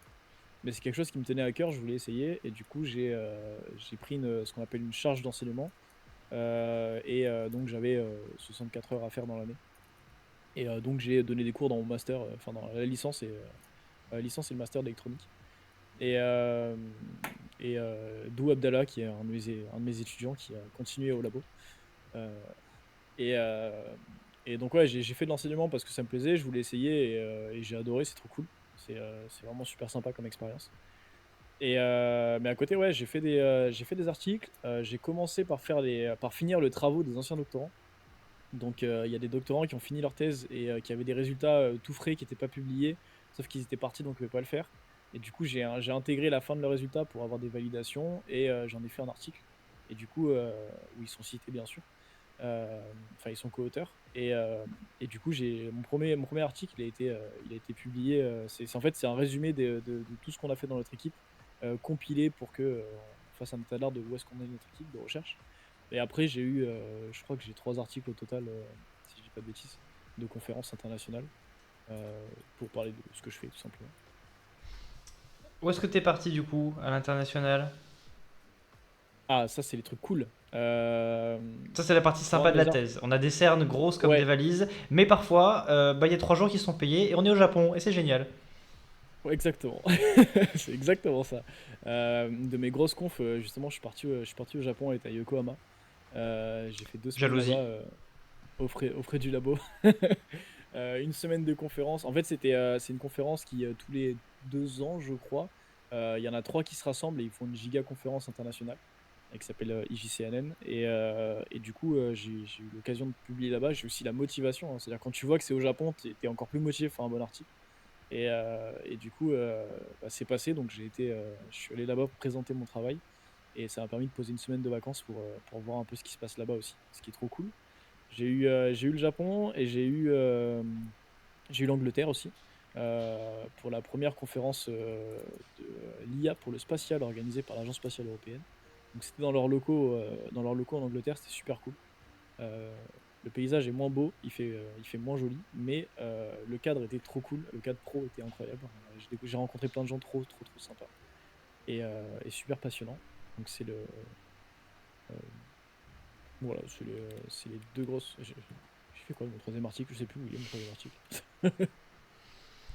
Alors, j'en profite pour lâcher un fun fact sur le Japon, parce que souvent on s'imagine que le Japon c'est comme la France, sauf qu'en fait la pointe nord de l'île la plus au nord du Japon, Hokkaido, la grosse île je parle, et ben en fait elle a la même latitude que Marseille. Donc en fait la totalité du Japon est plus au sud que Marseille. Donc en gros le Japon c'est comme si c'était en Afrique du Nord. Voilà. Donc ça permet de situer aussi, parce que souvent on se dit oui la température c'est comme chez nous. Non non, il fait chaud. Non, non, c'est Il fait chaud, chaud. c'est chaud, c'est lourd. C'est très compliqué à gérer, hein. C'est compliqué, ouais. Ouais. Vous êtes à côté de l'océan Pacifique, entre les tremblements de terre, les volcans et les températures tropicales. Non, non, vraiment, le Japon, c'est pas du tout comme chez nous, hein. Ça, souvent, c'est un truc qu'on a en tête. Voilà, c'était juste pour le repréciser. Voilà, le nord du Japon, c'est le sud de la France. Et c'est Non, c'est long, le cool. Japon. C'est long. Bref, le Japon, l'Angleterre. Est-ce que j'en profite pour faire une transition sur Oui, l'Angleterre? je suis allé voir mon Google Scholar pour me rappeler ce que c'était. Le premier article, c'est un article d'équipe qu'on a écrit. Et en fait, du coup, il était prévu pour être en Inde. Sauf que, mesure Covid oblige, on n'est pas parti, on l'a fait en visio. Donc on était dégoûtés. Hmm. Alors l'Inde encore plus au sud, hein, donc en termes de tropiques. Ouais. Je réfléchis. Ah si, je vais faire une transition sur l'Angleterre. L'Angleterre, donc une nation constitutive du Royaume-Uni, de Grande-Bretagne et d'Irlande du Nord. Mais jusque le début du XXe siècle, ou la moitié du XXe siècle, c'était le Royaume-Uni de Grande-Bretagne et d'Irlande. Irlande, pays dans lequel Voilà. Waouh, Ah ouais, ouais, il vient de loin, il vient de loin. j'applaudis, Ah j'applaudis. ouais, merci, merci. Pays dans lequel tu as pu faire une année de césure. Donc il y a un moment où tu t'es dit, eh, franchement, la fac, flemme, en tout cas flemme pendant un an, et t'es parti. T'es parti en Irlande, le pays à la harpe, au trèfle. J'imagine que les quantités de Guinness que tu as ingurgité se comptent en décalitres, évidemment. Hein, voilà, on remarquera qu'il dit pas non. Et alors ouais, non, parce que là-bas, j'ai pas bu de Guinness, j'ai bu ce qu'on appelle de la Beamish, qui est Ouais, l'équivalent de la Guinness, mais qui est produite dans la ville dans laquelle j'étais, à Cork. d'accord. Et, donc c'est la Guinness locale. Ok. Euh, Il y a à peu près le même goût, qui est très bonne et qui coûte 3 euros la pinte. Et donc, le prochain live aura lieu en Irlande. C'est ça. Non, vraiment. Du coup, voilà, tu as fait une année de césure en Irlande. Alors, l'année de césure, elle était Ouais. quand exactement déjà? Entre quoi et quoi? Entre le DUT et la licence? C'était en 2017, ouais, à la sortie de mon DUT, je suis parti pas une année entière, j'ai fait 4 mois, je crois. Mhm, Je suis parti parce que bah, j'étais nul en anglais, tout simplement. mhm. Et que je voulais en apprendre plus et chercher une destination pas chère. Et le combo de ça parle anglais et c'est pas cher, bah, l'Irlande, Cork, c'était super cool. Et du coup, je suis parti là-bas. Faut savoir aussi que, erreur stratégique, les Irlandais parlent anglais, mais avec un accent très très chaud. J'allais y Euh, venir. ouais, c'est très dur de comprendre l'Irlandais quand tu parles anglais. Mais du coup, on comprend bien l'anglais après, une fois qu'on s'en sort. Et l'avantage, en fait, c'est que je suis arrivé dans une coloc là-bas. J'avais une chambre dans une coloc. C'était une énorme maison sur 3 étages. On était 10 dedans. Et en fait, on était 3 Français. Il y avait 3 Français, 4 Italiens et 2 Espagnols. Et du coup, en fait, on parlait anglais à la maison parce que bah, sinon, on se comprenait pas. Et il y avait un Ukrainien aussi. Et, euh, et du coup, bah, on parlait tous anglais. Et en fait, on a appris l'anglais un peu. Euh, L'anglais à la maison entre nous, donc c'est plus facile parce que comme on était tous pas anglais de base, bah, c'est plus facile de s'exprimer parce qu'on n'avait pas peur de faire d'erreurs vu que les autres en faisaient aussi. Et après, quand on sortait dans la ville et qu'on se confrontait aux Irlandais, c'est là où on apprenait l'anglais pour de vrai. C'était un beau mélange et on a tous super progressé en fait. Enfin, on est tous revenus en parlant anglais là-dedans, donc c'était plutôt cool. Donc, tu parles anglais avec un accent hispano-italo-franco-irlandais. C'est ça que tu es en train de nous dire. J'avais une touche d'accent irlandais quand je suis revenu et c'est parti avec le temps. Ouais, C'est souvent, pas c'est plus ce qui mal. se passe. Ouais. J'ai eu un ami qui est parti en Écosse. Il revenait, il roulait les airs. Il disait oui vite. Je disais, ah, c'est insupportable. Mais ok. Ok. 4 ans, 4 mois, oui 4 mois, j'ai dit 4 ans, 4 mois en Irlande. Ouais, 4 mois, 4 mois. Souvent, voilà, on retrouve le côté, voilà, si vous voulez apprendre une langue, il n'y a pas 50 méthodes, vous partez dans le Ouais, pays où ils parlent c'est la ça. langue. Voilà. De toute façon, c'est quelque chose de très naturel, on est sur du neurone miroir. Comment vous avez appris à parler français? Pour ceux qui nous regardent, ben, vous étiez bébé, vous étiez en France, et tout le monde autour de vous parlait français. Donc il n'y a pas eu 50 méthodes. Exactement. Ok. Et avant de poser la question sur l'après-thèse, parce que dans Mhm. le post Instagram d'annonce, parce que ça c'est quelque chose que tu m'as confié quand je t'ai demandé qu'est-ce que je pouvais mettre sur le post, tu m'as Vas-y, vas-y. expliqué que tu avais fait un petit séjour dans le milieu hospitalier, parce que tu t'es dit que tu pourrais faire de la concurrence à SpaceX et à Ariane Group en construisant toi-même des fusées dans ta cuisine. Est-ce que tu veux nous en parler de ces Ouais. tendances suicidaires qui t'habitent? Ouais, ouais, pour pas spoiler, vu que je l'ai quand même dit depuis tout à l'heure, je suis assez fan de spatial. Et, Mais non. ouais, ouais, ouais. Et en fait, bah, voilà, moi je suis fan de spatial, je fais de la physique et de la chimie. C'était quand j'étais en DUT en plus, donc je faisais mes petites expérimentations de chimiste.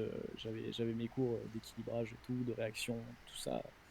Et c'était trop cool. Et en fait, comment dire, j'ai trouvé la recette de comment on pouvait faire un moteur solide de fusée sur Internet. Et je me suis dit, bah, ça a l'air facile à faire. Du coup, j'ai commencé à essayer. Et c'est facile à faire, exactement. Mais c'est dangereux quand on s'y prend mal. J'ai suivi mon protocole plein de fois à la lettre. Et un jour, j'ai voulu aller plus vite.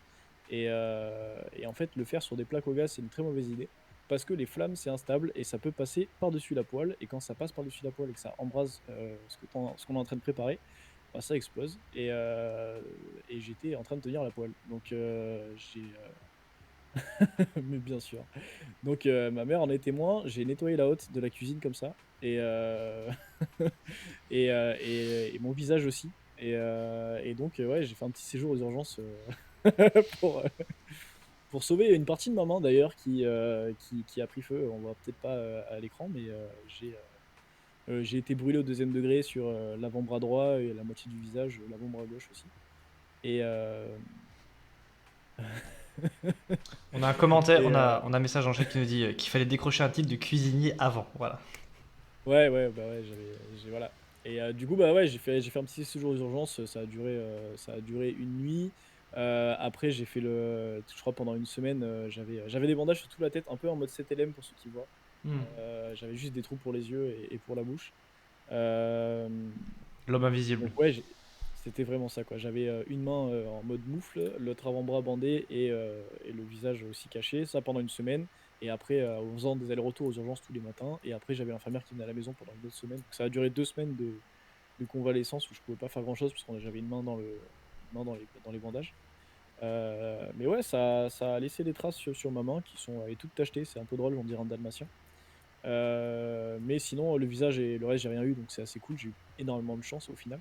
Mais ça m'a pas empêché de continuer, hein. C'est juste qu'après, je le faisais sur des plaques électriques, c'est moins dangereux. Et surtout en suivant le protocole et avec des bons EPI, des équipements personnels de sécurité. Enfin, oui, EPI, je sais plus si c'est I, mais ouais, c'est ça. Et donc voilà, Moi, j'ai une seule question. protégez-vous. Est-ce que tu as racheté une poêle euh, à ta mère? Bah écoute, la poêle a été nettoyée. Donc Ah, non, j'ai pas arraché cette poêle. Non, ah. j'ai failli faire brûler la table de la cuisine d'ailleurs, mais on l'a sauvée quand même. Mais Après, ça fait toujours non, une c'était bonne histoire à raconter, hein. ouais. Ouais. Franchement, oui, c'était marrant. Enfin, c'était marrant. Sur le coup, ça fait mal, mais ouais, on apprend des choses comme ça. J'espère que tu as profité Vraiment. de cette histoire pour ne plus faire la cuisine. Non, j'adore cuisiner en plus. Ah bah, voilà. Bon, ça va. Ta mère confirme. Ok, alors je rappelle hein, que on ne fait pas de fusée à la maison. Voilà, hein. Les micro-fusées, Ouais. c'est un agrément à avoir. Je ne sais pas si c'est toujours fait par le CNES, hein. Le CNES faisait des agréments micro-fusées, fut un temps. Je ne sais pas s'il le fait toujours. Je ne suis pas Ouais, en fait, renseigné. je crois qu'on a plus le droit de faire les moteurs. Il peut les acheter par contre, mais on n'a plus le droit de les faire. Voilà. Et pour tirer une fusée, c'est très réglementé, surtout si on va très haut. Surtout les nachos, c'est vrai, j'adore les nachos. Surtout si on va très haut, il faut une autorisation du ciel, en fait, de la DGAC, de l'aviation civile, et Direction générale de l'aviation civile. Donc il y a des cadres, il y a des gens qui font ça dans des clubs de façon encadrée, et c'est comme ça qu'il faut le faire. Oui, voilà. Les seules fusées que vous êtes autorisé à faire décoller depuis chez vous sont des fusées à air ou des fusées à eau. Voilà. Ouais, faut pas que ça monte très haut. Ouais, voilà. Après, mine de rien, fusée à air, ça monte déjà pas mal haut, hein. Enfin, pas mal haut. Je veux dire, Ouais, ouais, ça peut monter. Fusée euh, à eau aussi, hein, ça peut monter très très ouais. haut, hein. Moi je vois dans mon taf, on fait des fusées à air avec des scolaires. Souvent, les gamins sont hyper sceptiques parce qu'ils ont une fusée. La fusée, c'est un tube en papier, quoi. C'est un tube en papier, sauf Ouais, qu'en fait, vous envoyez une bonne dose d'air sous pression. La fusée, elle monte à 10 mètres de haut, 15 mètres de haut. Un peu de vent, elle se barre un petit peu. C'est hyper impressionnant à voir. Je l'ai fait aussi avec ma belle-mère. Elle était pareil, tout sceptique. La fusée, elle a décollé à 10 mètres de haut au-dessus du sol. Elle était là. Ah bon, d'accord. Les sapins, ça les dépasse, hein, mais, ouais. ah Donc d'accord. voilà. Donc rien qu'une fusée à air, si vous voulez faire des fusées, faites des fusées à air. C'est le moins dangereux. Le moins dangereux. Bref, bref. Il reste des questions. Il reste des questions. Parce qu'on arrive sur la fin, en fait. On arrive sur la fin. Oh. Et ouais, on arrive sur la fin de cette interview. Il reste quelques questions. En fait, il reste globalement deux questions.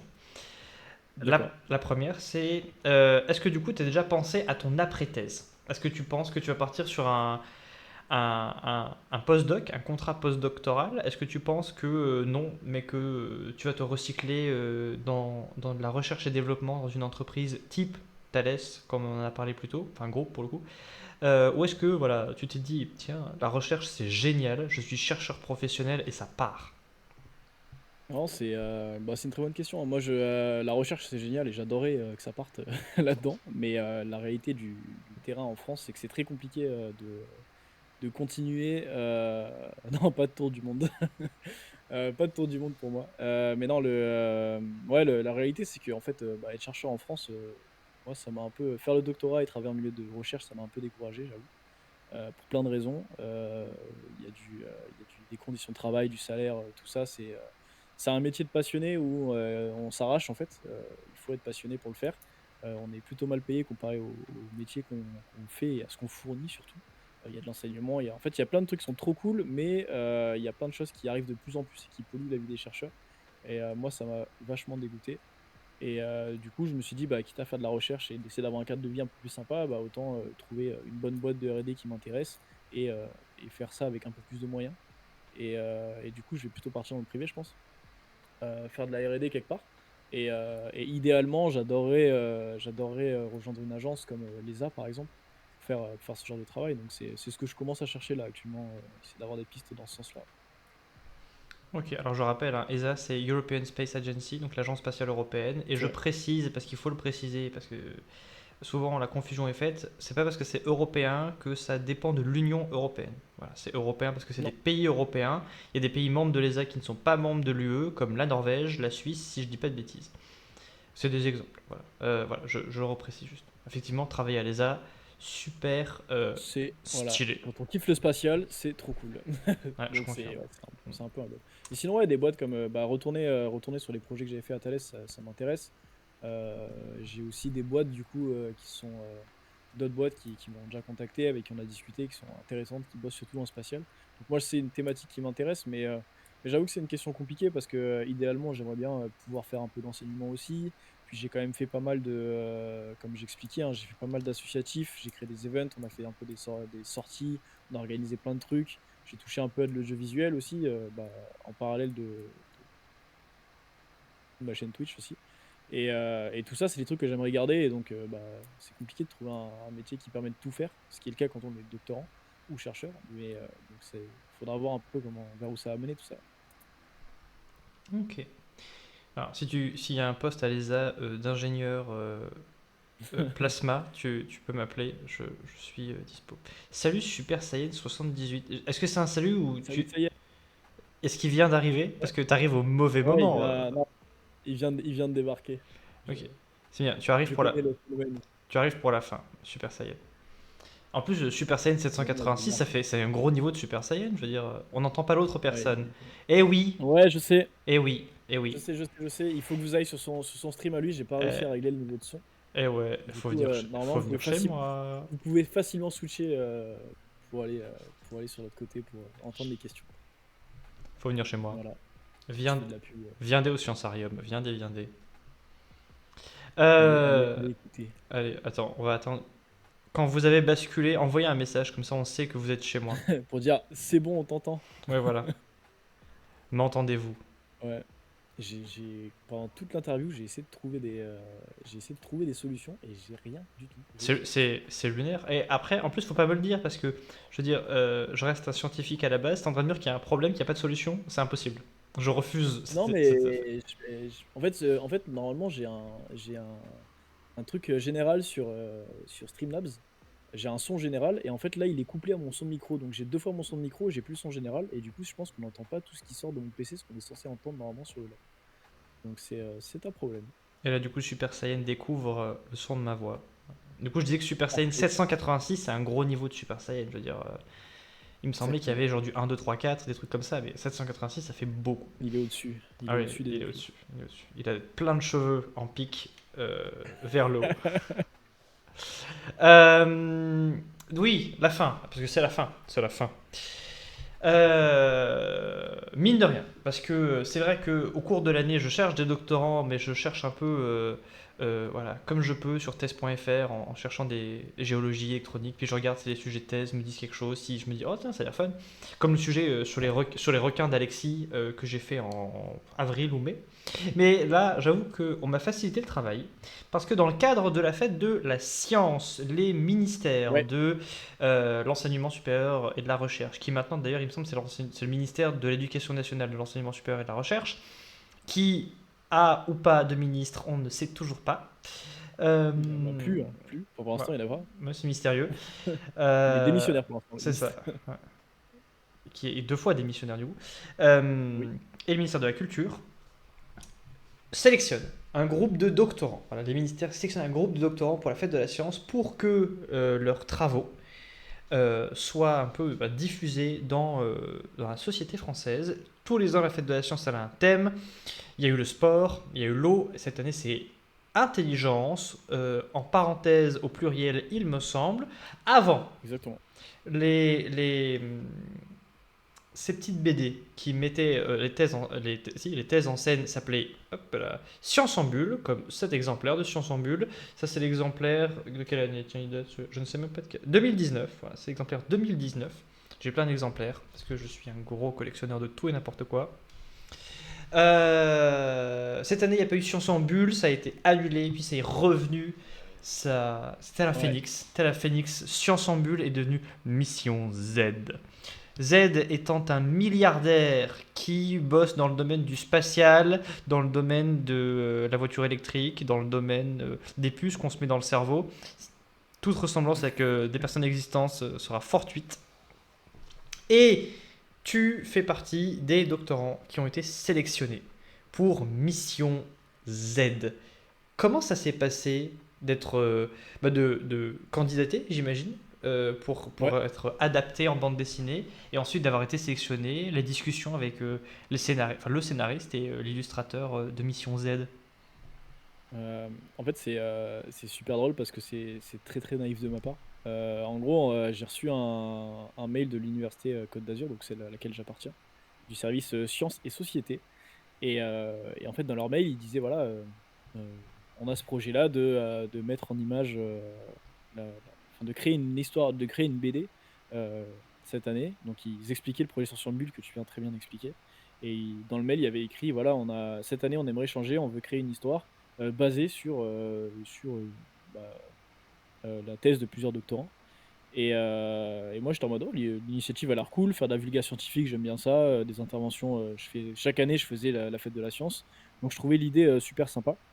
Et, euh, et du coup, bah, j'ai monté un dossier pour y répondre, donc il y avait tout un dossier à faire, expliquer un peu ce qu'on fait, notre CV, mais aussi notre CV pédagogique, ce qu'on fait de ce genre de choses, etc. Donc c'était trop cool, j'ai expliqué un peu tout ce que j'ai pu faire. Euh, et, euh, et du coup, j'ai soumis mon dossier. Et j'ai quelqu'un du service qui m'a rappelé en me disant écoute, il manque une date, il manquait ma date de naissance, un truc comme ça dans le dossier. Et elle m'avait dit ah, ton dossier il est trop cool, écoute, j'espère que ça va passer parce que ça a l'air super intéressant. Et du coup, je comprenais pas trop parce que pour moi, c'est eux qui faisaient la sélection. Et en fait, un mois plus tard, j'ai reçu un mail du ministère de l'Éducation supérieure et de la Recherche qui me disait félicitations, vous avez été sélectionné pour Science en Bulle. Et j'ai pas trop compris parce que je pensais pas que c'était un truc national. Et du coup, j'ai eu la surprise de l'apprendre à ce moment-là. Et que je m'étais engagé dans un truc qui était beaucoup plus grand que ce que je pensais alors que j'étais dans ma dernière année de thèse. Et, du coup, ouais, c'était un peu de stress dans mon coin. Mais en fait, c'était trop cool parce que bah, on a fait une visio, ils ont expliqué le projet, c'était trop cool. On a dû écrire un dossier résumé de ce qu'on faisait dans nos travaux, donc vulgariser aussi pour le scénariste et le dessinateur. Et après, on a eu un appel individuel avec eux, 1 heure avec ça, moi, je crois que ça a duré 1 heure et demie avec Olivier Pourriol, le scénariste. Et quelques semaines après, j'ai eu Nathanaël, je sais pas si on dit Michael ou Michaels. Nathanaël, en tout cas, le dessinateur, que j'ai eu aussi 1 heure. Et très cool. C'était vraiment des échanges sur. Ils essayaient de comprendre ce qu'on faisait, on a un peu discuté, on a un peu rigolé. Et après, on les a laissés travailler jusqu'au mois de juin, où il fallait qu'ils trouvent une histoire, ce qui avait l'air d'être super compliqué. Franchement, j'avais aucune piste de comment ils allaient réussir à faire ça. Et je trouve que Olivier a trouvé une super façon de présenter tout ça parce que avec les illustrations de Nathanaël et tous les textes au final, il y a un peu d'humour, c'est super cool et la BD est trop bien. Et moi, c'est une vraie surprise parce que je m'attendais pas du tout à. Enfin, quand j'ai essayé de faire le même travail que lui, d'imaginer une histoire à partir de 8 sujets de thèse, j'avais aucune idée, mais heureusement que c'est son métier.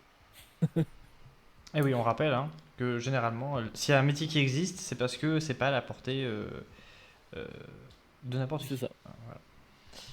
Voilà. Non, je fais ça parce que j'ai vu un post il y a pas longtemps sur LinkedIn qui disait que la médiation scientifique c'était un métier à part entière et que il faut juste, faut arrêter aussi des fois de dire mais si on prend un doctorant puis on le met devant des gamins et puis hop il se débrouille. Il y a il y a des méthodes à avoir aussi. Enfin voilà, c'est mon coup de gueule de médiateur scientifique. Voilà. Finalement, j'aime bien parler dans le micro. Pour ceux qui étaient là pendant les problèmes de son, finalement, je me suis habitué à parler dans le micro. J'aime bien, je le Il y a un truc, déplace. hein. Ça me fait un petit truc. Je me dis, ah, peut-être Il que y je. a un truc quand on touche, Ouais, de jouer avec, tout ça. c'est ça. Ouais, ouais. En plus, je suis du genre. Comment genre kinesthésique, comme ça. J'aime bien avoir des machins dans les mains. Donc, c'est très pratique. Ok, donc bah c'est super.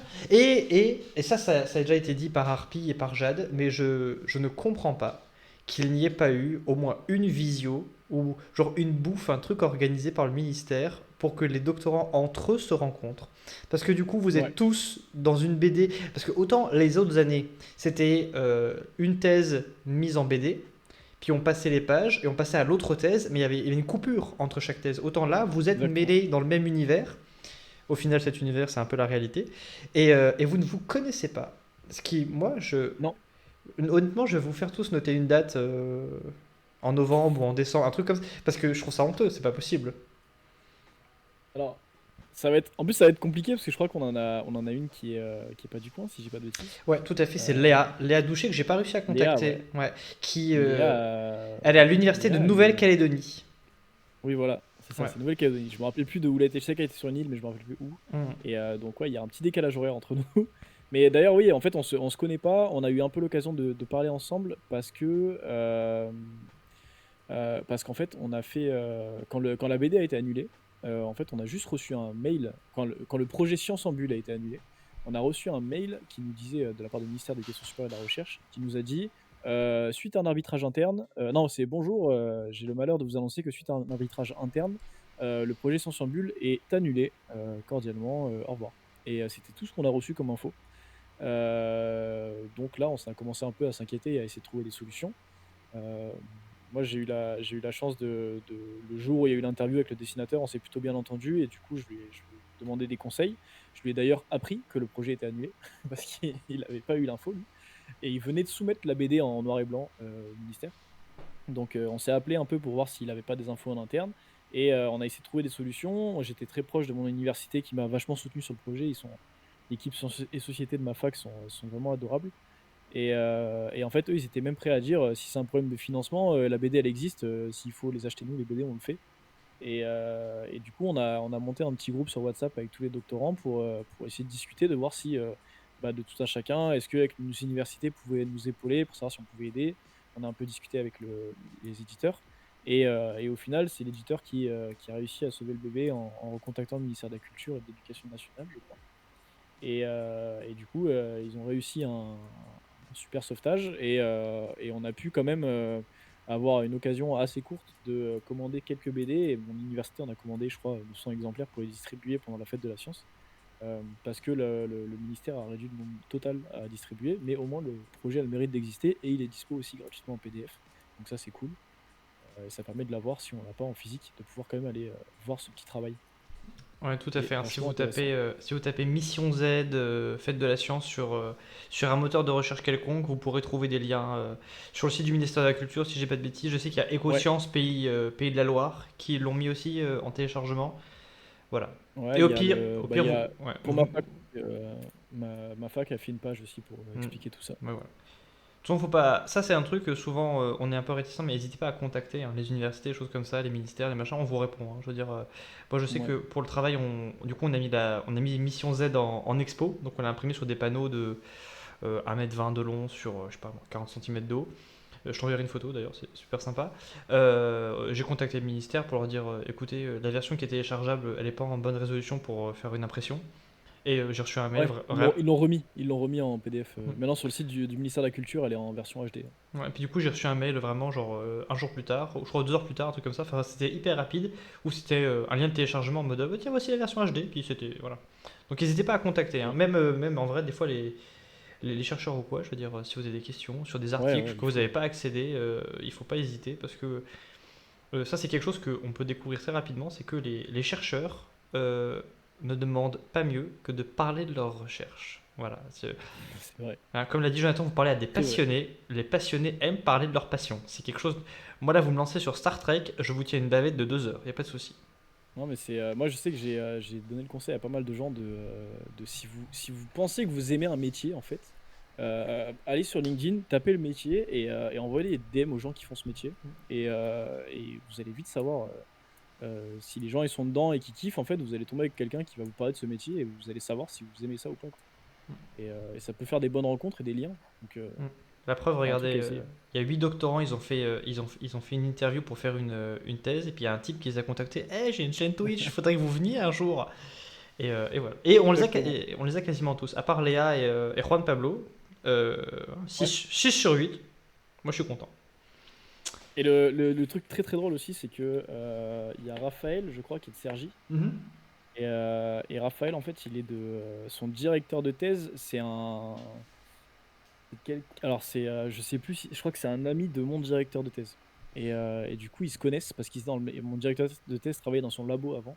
Et en fait, euh, il est parti de ce labo pour venir prendre son poste de professeur à l'Université Côte d'Azur, au LEAT. Et je crois que le directeur de thèse de Raphaël a pris sa place, la place qu'il a laissée du coup euh, au labo à Cergy. Si je dis pas de bêtises, il y a un truc comme ça. Et du coup, les deux se connaissent et son pote. Et on s'en est rendu compte le jour où on a reçu la BD où mon directeur, il a lu le nom de. Il a lu la thèse et le labo de Raphaël. Il a fait: Ah, mais je les connais. Et effectivement, ils se connaissaient. Ce qui ne m'étonnerait pas, hein, parce que du coup, Raphaël, qu'on aura en interview jeudi à 19h, donc sa thèse est en informatique au laboratoire traitement de l'information et système. Ouais. Spécifiquement, c'est de l'IA et de la robotique appliquée pour les enfants autistes. Et du coup, bah, le côté robotique et électronique, il se rejoint assez facilement. Abdallah, tu poses les questions quand je dis que c'est le moment des questions du chat, s'il te plaît. Ah, merci, parce que... Ils se font engueuler. voilà. Et donc, le temps de dire tout ça, regarde, moi je fais un changement de scène, hop, c'est magique. Oh non, t'es pas dessus. Oh, c'est honteux. Oh, j'ai disparu. Ah, attends, non, arrête. Bam, Twitch Together, mince. Oh non, attends, Ah oui, il y avait des problèmes euh, de son, maintenant il y a des problèmes d'image. ouais, Ah, c'est terrible, c'est terrible. Hop, copier l'URL, machin. Voilà. Oh, je suis déçu. J'y ai pas pensé avant. C'est honteux. Ben non, qu'est-ce que je fais? Attends, pourquoi je fais ça? Pardon, je fais n'importe quoi. Je suis en Non, non, train de... mais moi je te dis, moi je tourne en rond depuis tout à l'heure, pareil, sur les histoires de son, ça m'en fout Je là. suis en train... Bah oui, parce que j'ai créé la scène, je suis bête. Hop Comment on là, fait? bam, et voilà. Twitch, ouais. Et là, il te voit en gigantesque. Hop. Et voilà. Yeah. Non, non, non. Ouh. Elle est en tout petit. Non. Allez. Là. Là. Hop, est-ce que tout le monde voit Jonathan? Dites-moi si vous voyez Jonathan. Si vous êtes en admiration devant tant de prestance. Ah, on me dit Calmez-vous. ils sont en admiration devant tant de prestance, c'est parfait. C'est exactement ce qu'on fait. Oui, Et du coup, merci Oleg. je crois que Abdallah avait une question. Ouais, j'ai vu sa question. Est-ce que c'est intéressant d'être directeur de thèse? Et ben oui, d'ailleurs, tu t'as dit un truc tout à l'heure, j'ai voulu rebondir dessus, et cette question permet de rebondir dessus. Quand tu as dit aussi qu'on pensait que les doctorants faisaient de la bébé recherche, par exemple, c'était des bébés chercheurs qui faisaient de la bébé recherche. Non, la réalité, c'est que les doctorants, c'est la main-d'œuvre du laboratoire. Et qu'en fait, dans le doctorant, enfin, dans un laboratoire, on a des doctorants, on a des postdocs, et on a des maîtres de conférences et des professeurs.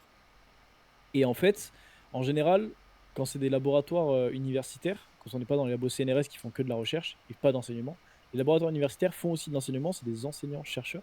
Et donc tout le monde a une charge d'enseignement. Et en vrai, en ce moment, financièrement, c'est un peu compliqué pour les universités. Et donc, les profs sont surchargés en enseignement et ils font plus beaucoup de recherche. Et donc, ce qui se passe en général quand on devient professeur quand on devient directeur de thèse ou professeur, en fait, c'est que on gère une équipe de chercheurs à côté des enseignements qu'on donne. Et donc, on vient vraiment tirer les ficelles et regarder un projet à haute échelle et à faire avancer la recherche. Donc, c'est une autre façon de faire de la recherche que de mettre les mains dans la technique, comme on va le faire nous en tant que doctorant ou postdoc, à la limite. Mais c'est un peu ça la différence, c'est que quand on devient directeur de thèse, professeur, on est vraiment là pour manager une équipe, trouver une direction de recherche, répondre aux questions ponctuelles, faire le lien un peu entre toutes les personnes de l'équipe pour savoir vers où on va et essayer de prédire vers quelle avancée scientifique on veut aller, donner un cap long terme et avancer. Parce qu'il faut savoir aussi qu'une thèse, c'est assez court au final quand on prend un projet de recherche très long terme. Et donc, il faut pouvoir réussir à enchaîner avec les résultats des uns pour pouvoir enchaîner sur quelque chose qui va encore plus loin avec quelqu'un d'autre sans perdre du savoir quand le doctorant part. Parce qu'en fait, dans un labo, on va faire avancer le niveau de connaissance du laboratoire. En fait, quand on part avec ce niveau de connaissance. Ça veut dire que si on ne donne pas les clés aux personnes qui arrivent derrière nous pour reprendre la suite, bah, ils vont galérer à un peu comprendre tout ce qu'on a fait pour pouvoir aller plus loin. Donc l'idée, c'est qu'il faut faire un peu tout ça, et ça, c'est en général une coordination qui essaie d'être faite par les directeurs de thèse, de récupérer le savoir un peu avant que les gens partent, pour pouvoir les redistribuer et manager les équipes et prendre les bons choix pour diriger la recherche. Donc c'est ça le but d'être directeur de recherche. Donc je pense que c'est super intéressant en soi, parce qu'on a une idée, on voit la recherche avancer, on met des choses en place pour que ça arrive. Et c'est un travail qui est très très différent de la technique. On fait plus vraiment de technique quand on est directeur de thèse. Et ça peut être frustrant pour certains, mais j'ai eu beaucoup cette discussion avec mon directeur de thèse d'ailleurs, parce que c'est une question qui m'a beaucoup interrogé aussi. Et lui, il me dit, même si des fois la technique lui manque un peu, il est super content d'avoir cette vision-là des choses, parce que bah, en fait, on fait des trucs quand même vachement cool. Être invité par des entreprises pour parler de ce qu'on fait. Il est en contact avec des agences nationales ou internationales pour faire des projets, faire des choses comme ça. C'est beaucoup de travail. Il y a un peu plus d'administratif aussi à gérer. Mais voilà, on a un peu, je pense, la satisfaction d'être le référent de cette recherche dans le labo ou l'université, et de maintenir un cap et de gérer toute une équipe pour que ça avance. Donc c'est quand même c'est des mondes différents, quoi. Il y a la technique ou la gestion plus haut niveau. Et voilà, faut voir ce qu'on préfère faire en fait. Dans une lecture plus marxiste des choses, donc vous avez des prolétaires et des bourgeois. Voilà. Je précise aussi, hein, du coup, ah, c'est intéressant, que le directeur de thèse, du coup, il dirige la thèse, donc il dirige des recherches. Et en fait, pourquoi je dis ça comme ça, peut-être que toi tu vois déjà où je veux en venir avec le diriger des recherches, c'est que tout chercheur ne peut pas forcément être directeur de thèse. Le doctorat, c'est Oui. pas le dernier diplôme en France. En fait, il y a un diplôme encore au-dessus. Ça, c'est le boss final des diplômes. C'est ce qu'on appelle l'HDR, l'habilitation à diriger des recherches. C'est Et ça. je crois que c'est pas un diplôme. Ah ouais. Il me semblait que c'était Ouais, je crois considéré que comme un c'est diplôme. un. Non, je crois que le plus haut diplôme français, c'est le doctorat, et que l'HDR, c'est une habilitation, et c'est pas un diplôme, mais c'est un truc qui est nécessaire pour aller plus loin. Ah ouais, attends. Vas-y, je vais faire ce que tout le monde fait. Ah non, je vais faire ce que toute notre génération faisait. C'est aller sur Wikipédia. Parce Je que suis en train de faire la même chose. non, je précise parce que ceux qui sont nés au 21e siècle, ils ont plutôt tendance à demander à ChatGPT ce qui se passe. Et Ah ouais, alors, Wikipédia, il y a écrit que c'est un diplôme. ouais, il y a écrit diplôme. C'est pour ça que j'avais cette idée en tête, je crois. Il y a écrit diplôme, même s'il y a le nom habilitation dedans. Non, Est-ce non, même à Nice, ils disent que c'est le diplôme plus loin. Donc j'ai peut-être dit une connerie, mais je sais qu'on a déjà eu le débat en interne, et Ouais. il y avait le truc de apparemment c'est pas vraiment un diplôme, mais bon là il y a encore écrit que c'est un diplôme. Euh... Attends, tiens, regarde là. Université Paris-Cité. Que dit la cité? Et alors la cité dit c'est un diplôme national de l'enseignement supérieur qu'il est possible d'obtenir après un Voilà. doctorat. Il est depuis 1984 le plus haut diplôme français. Et ben voilà, on a la réponse. Moi j'ai une définition très dure qui dit l'habilitation à diriger la recherche, donc l'HDR, sanctionne la reconnaissance des hauts niveaux des hauts scientifiques et de la recherche. Ça nous sanctionne. Pour ça. Euh, Ah bah tiens, il y a MSCI qui est pas d'accord avec nous. Que tu n'es pas d'accord avec Si, l'université. elle a changé d'avis. Ah, Non, mais j'ai parfait. pareil sur l'Université Côte d'Azur qui dit la même chose. Donc Mais voilà. Du c'est coup, un vrai si vous vous diplôme. demandiez c'est quoi la différence entre un docteur en quelque chose et un professeur, c'est ça. Voilà, le professeur, il est habilité à diriger des recherches. C'est Abdallah. même ça va plus Ouais. loin que ça. C'est même plus loin que ça, parce que ça, c'est les maîtres de conf HDR qui sont habilités à gérer les recherches.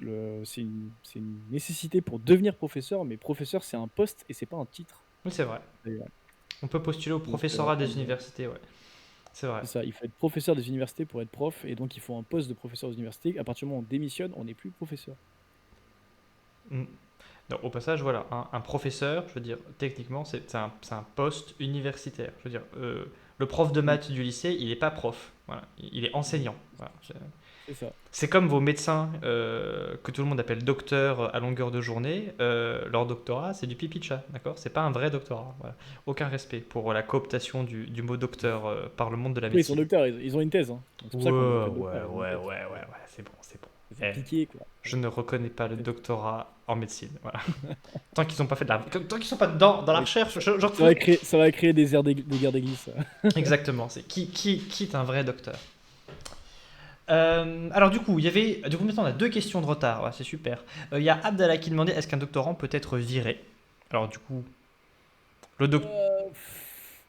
Ah, pas vraiment, je crois. Si, si, je crois que si, tu peux être viré. Tu peux être viré parce que tu es en CDI CDD. et c'est un peu ouais, t'es en CDD, pardon, j'ai des bêtises. Tu peux être en CDI d'ailleurs si t'es en cifre, mais non, t'es en CDD normalement. Ouais, tu peux être viré. Faut vraiment faire des dingueries pour être viré, je pense. Mais, Oui, ouais, c'est le bail du licenciement classique, hein. Je veux dire, en soi, dès que tu as signé ton contrat, pour être licencié, il faut vraiment que il y ait des manquements à tes missions, des fautes graves, etc. Quoi. Donc, du coup, oui, c'est ça. c'est un contrat, hein. Le doctorat, c'est un contrat à durée déterminée, comme le post-doctorat, d'ailleurs, c'est des CDD, ce qui participe à la précarisation du monde de la recherche, hein. C'est parce Il qu'il y n'y a a pas de beaucoup de stabilité. CDD dans l'enseignement supérieur. Ouais, C'est voilà, c'est- c'est que ça principalement.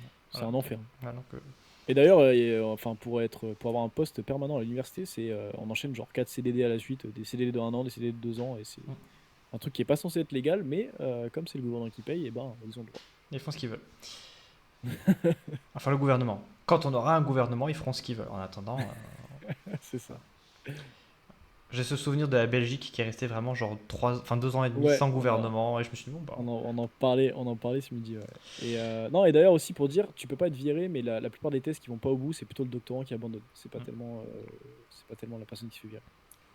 Parce que oui, il y a beaucoup de doctorants qui abandonnent, Et qui du vont pas au coup, bout. ouais. Et du coup, on a Woodegg qui du coup nous demande si les réseaux que tu utilises sont plus économes en énergie à l'usage seulement ou aussi lors de l'entraînement. C'est une super question ça. Euh, Bah, Est-ce que tu fais mieux c'est un docteur en chimie quand même, attention, il sait ce qu'il fait. Ah, ok, d'accord. Alors, c'est quelqu'un de chez toi que tu connais alors. Oui, bah c'est Non, c'est une super novembre question. 2024 pour son interview à Théo. Ok. Non, c'est une super question, Woodeg. Non, les réseaux que j'utilise sont même plus chers à l'entraînement d'ailleurs que les réseaux standards. Pour la simple raison que j'ai expliqué rapidement à un moment. En fait, nous, on fait des réseaux qu'on appelle, donc ce que je disais, les réseaux qui sont sparses. Ils ont beaucoup de zéro, donc pas beaucoup d'activité dans le réseau. Mais en fait, pour les entraîner, eh ben, ce qu'on a dans les mains, c'est des GPU, et donc des cartes graphiques. Et elles sont faites pour faire du calcul dense, donc on est obligé de calculer des zéros. Et donc on est obligé de faire des opérations en plus. Sachant que, un truc que j'ai pas dit aussi, c'est que les réseaux de neurones qu'on utilise à impulsion, ils ont une dépendance temporelle, donc ils ont une petite mémoire interne qui leur permet un peu de savoir ce qui s'est passé au temps d'avant. Et donc on va venir un peu dérouler le temps, discrétiser le temps sur des choses qu'on appelle des time steps. Et donc on va avoir plusieurs time steps pour traiter l'information. Ce qui n'est pas gênant sur des puces neuromorphiques qui sont prévues pour calculer comme ça, mais sur des GPU, c'est juste en fait, c'est comme si on faisait plusieurs fois le calcul. Si on a 4 time steps, on va faire 4 fois le calcul. Donc, en fait, on est perdant à l'entraînement, typiquement, mais pour être beaucoup plus gagnant à l'inférence. C'est une très bonne question. Et c'est pour ça qu'il y a d'ailleurs il y a des domaines de la recherche dans le neuromorphique qu'on fait qui visent d'autres méthodes, qui va être d'entraîner directement le réseau sur des puces neuromorphiques, euh, ou alors de faire de l'entraînement en ligne, donc c'est-à-dire de laisser le réseau s'entraîner tout seul. Il y a aussi des puces analogiques pour qui consomment un peu moins d'énergie, donc nous on fait sur du digital. Donc je rentre pas forcément dans les détails là-dedans, ça va être un peu embêtant, mais il y a plein de techniques qui font pour essayer justement de pallier à ce problème-là. Mais c'est un vrai problème. Hello, Coelho, c'est très embêtant comme Ouh. pseudo. Alors, je sais pas si du coup la question elle est adressée à moi ou à toi, mais je pense à toi peut-être. Alors, j'imagine que Ouais. là, vu qu'elle est sur ton stream, Elle est sur mon stream, donc elle t'entend peut-être pas parler d'ailleurs. C'est ce que je disais, j'ai un problème de voilà. son. On n'entend pas les questions de Sensarium sans Carium d'ailleurs, sur mon Twitch. Non, Si tu veux C'est entendre les questions. Sciensarium, j'ai juste enlevé la CDI. Sciensarium. Ouais. Ok, voilà. Je Euh, vais pas dire des bêtises. Non, non, t'inquiète pas. Normalement, j'aurais dû mettre un TI pour respecter l'étymologie, mais je me suis dit que ça allait devenir du Scientiarium et que ça marcherait pas. Mais normalement, j'aurais dû mettre un T, mais ça m'embêtait. Ouais. Du coup, non, enfin, en tout cas, c'est fait pour moi. J'étais pas en stream avec l'effet salaire. Et du coup, si c'est toi, Jonathan, je sais pas. Donc attends, c'était pas toi hier en stream avec l'effet salaire. Non, non, j'étais pas du tout avec l'effet salaire hier. Qu'est-ce que tu appelles l'effet salaire d'ailleurs?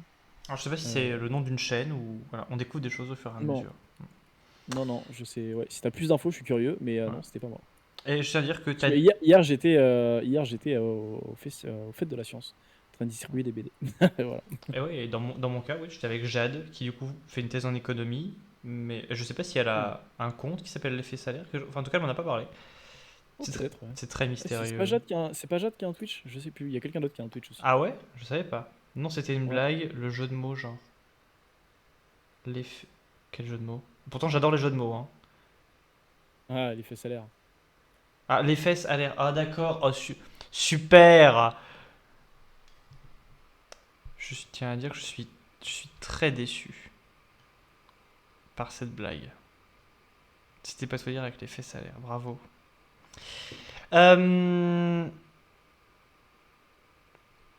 Qu'est-ce que je voulais dire? Il y a une question, Je je suis en train de l'oublie. réfléchir. Je suis en train de réfléchir à la question qui est écrite. C'est pour ça que j'ai bloqué. Ah oui, Euh... donc, c'est ça le level doctorat. Oui, ben, c'est un doc. On a. Non, voilà. En fait, on est trop au-dessus pour comprendre ces choses. Voilà, c'est comme ça, c'est dit. Bam. J'ose prétendre à ce genre de choses. Quelle était la plus grosse difficulté en T'avais une thèse thèse? en économie hier, donc ça a du sens. Bah oui, c'est pour ça que je suis en train de dire l'effet salaire. En plus, je me suis dit, c'est tout, ça a une tête de nom de chaîne YouTube ou de chaîne Twitch en mode de l'effet salaire. Oui, on parle du salaire. En plus, j'ai fait une blague marxiste juste avant. Je me suis dit, il y a un truc communiste qui est en train de Oh, se putain. passer sur cette chaîne, je sais pas. Mais pas du tout. Il faut que j'arrête de répéter le nom de la chaîne, du coup, parce que maintenant que je sais. Du coup, quelle a été la plus grosse difficulté dans ta thèse? Ou qu'est-ce qui t'a paru, en tout cas, Ouais. le plus difficile? Le manuscrit. Qu'est-ce qu'il y a un peu. Ouais, le manuscrit, ouais, rédigé. Quand je suis arrivé face à la rédaction du manuscrit, j'ai pris des claques, vraiment. Et ouais, rédiger le manuscrit, je pense que c'est très compliqué à expliquer, j'avoue. Mais pour essayer de mettre des mots dessus, en fait, c'est des sensations que tu reçois, en fait, que tu ressens, qui sont horribles pour moi. Euh, Moi, je suis quelqu'un qui aime pas trop dire des bêtises, qui aime pas me tromper, on va dire. Donc, quand on parle et qu'on fait des erreurs, c'est facile de dire ah ouais, putain, je me suis trompé, bah, je peux revenir dessus, c'est pas grave et tout. Comme tout à l'heure avec les diplômes d'ailleurs, sur l'HDR. Ça arrive de dire des bêtises, ça arrive de se tromper, c'est pas grave. Mais quand on doit l'écrire en tant que vérité scientifique dans ton manuscrit de thèse, là, moi, ça me terrifie un peu. Et donc ça a été très compliqué faut être sûr de ce que tu dis. Tu dois vérifier toute la littérature parce que quand tu affirmes quelque chose, il faut que ce soit prouvé par quelqu'un, soit que ce soit un consensus scientifique. Donc il faut que tu dises, ah mais là il faut aller chercher, est-ce que ce travail c'est vraiment le truc le plus pertinent? Est-ce que je suis pas biaisé dans ce que je recherche? Tu te poses plein de questions comme ça qui te remettent tout ce que tu fais en question. Tu vas chercher aussi, donc il y a tout ça, il y a l'aspect c'est pas forcément super excitant pour moi en tout cas d'écrire sur le manuscrit, c'était quelque chose d'assez que je repoussais tout le temps, je trouvais toujours une excuse pour pas le faire. Et en fait, tu es livré à toi-même et tu es ton seul patron à ce niveau-là. Et donc si ça avance pas, c'est parce que tu t'es pas mis dessus pour avancer. Et donc tu as une espèce de culpabilité qui est horrible aussi en passant. Et en fait, tu as le mélange de tous ces trucs de tu veux faire autre chose parce qu'il faut des résultats, tu te mets la pression, mais il faut quand même aller au bout de ton manuscrit, donc il faut te forcer à écrire. Et en fait, si tu n'arrives pas à avoir la discipline de te mettre devant l'écran, le clavier et te forcer à écrire, c'est très compliqué. Et moi, je suis un peu compliqué avec ça. Et du coup, ouais, la rédaction du manuscrit, pour moi, ça a été ça a été un peu une torture mentale très compliquée.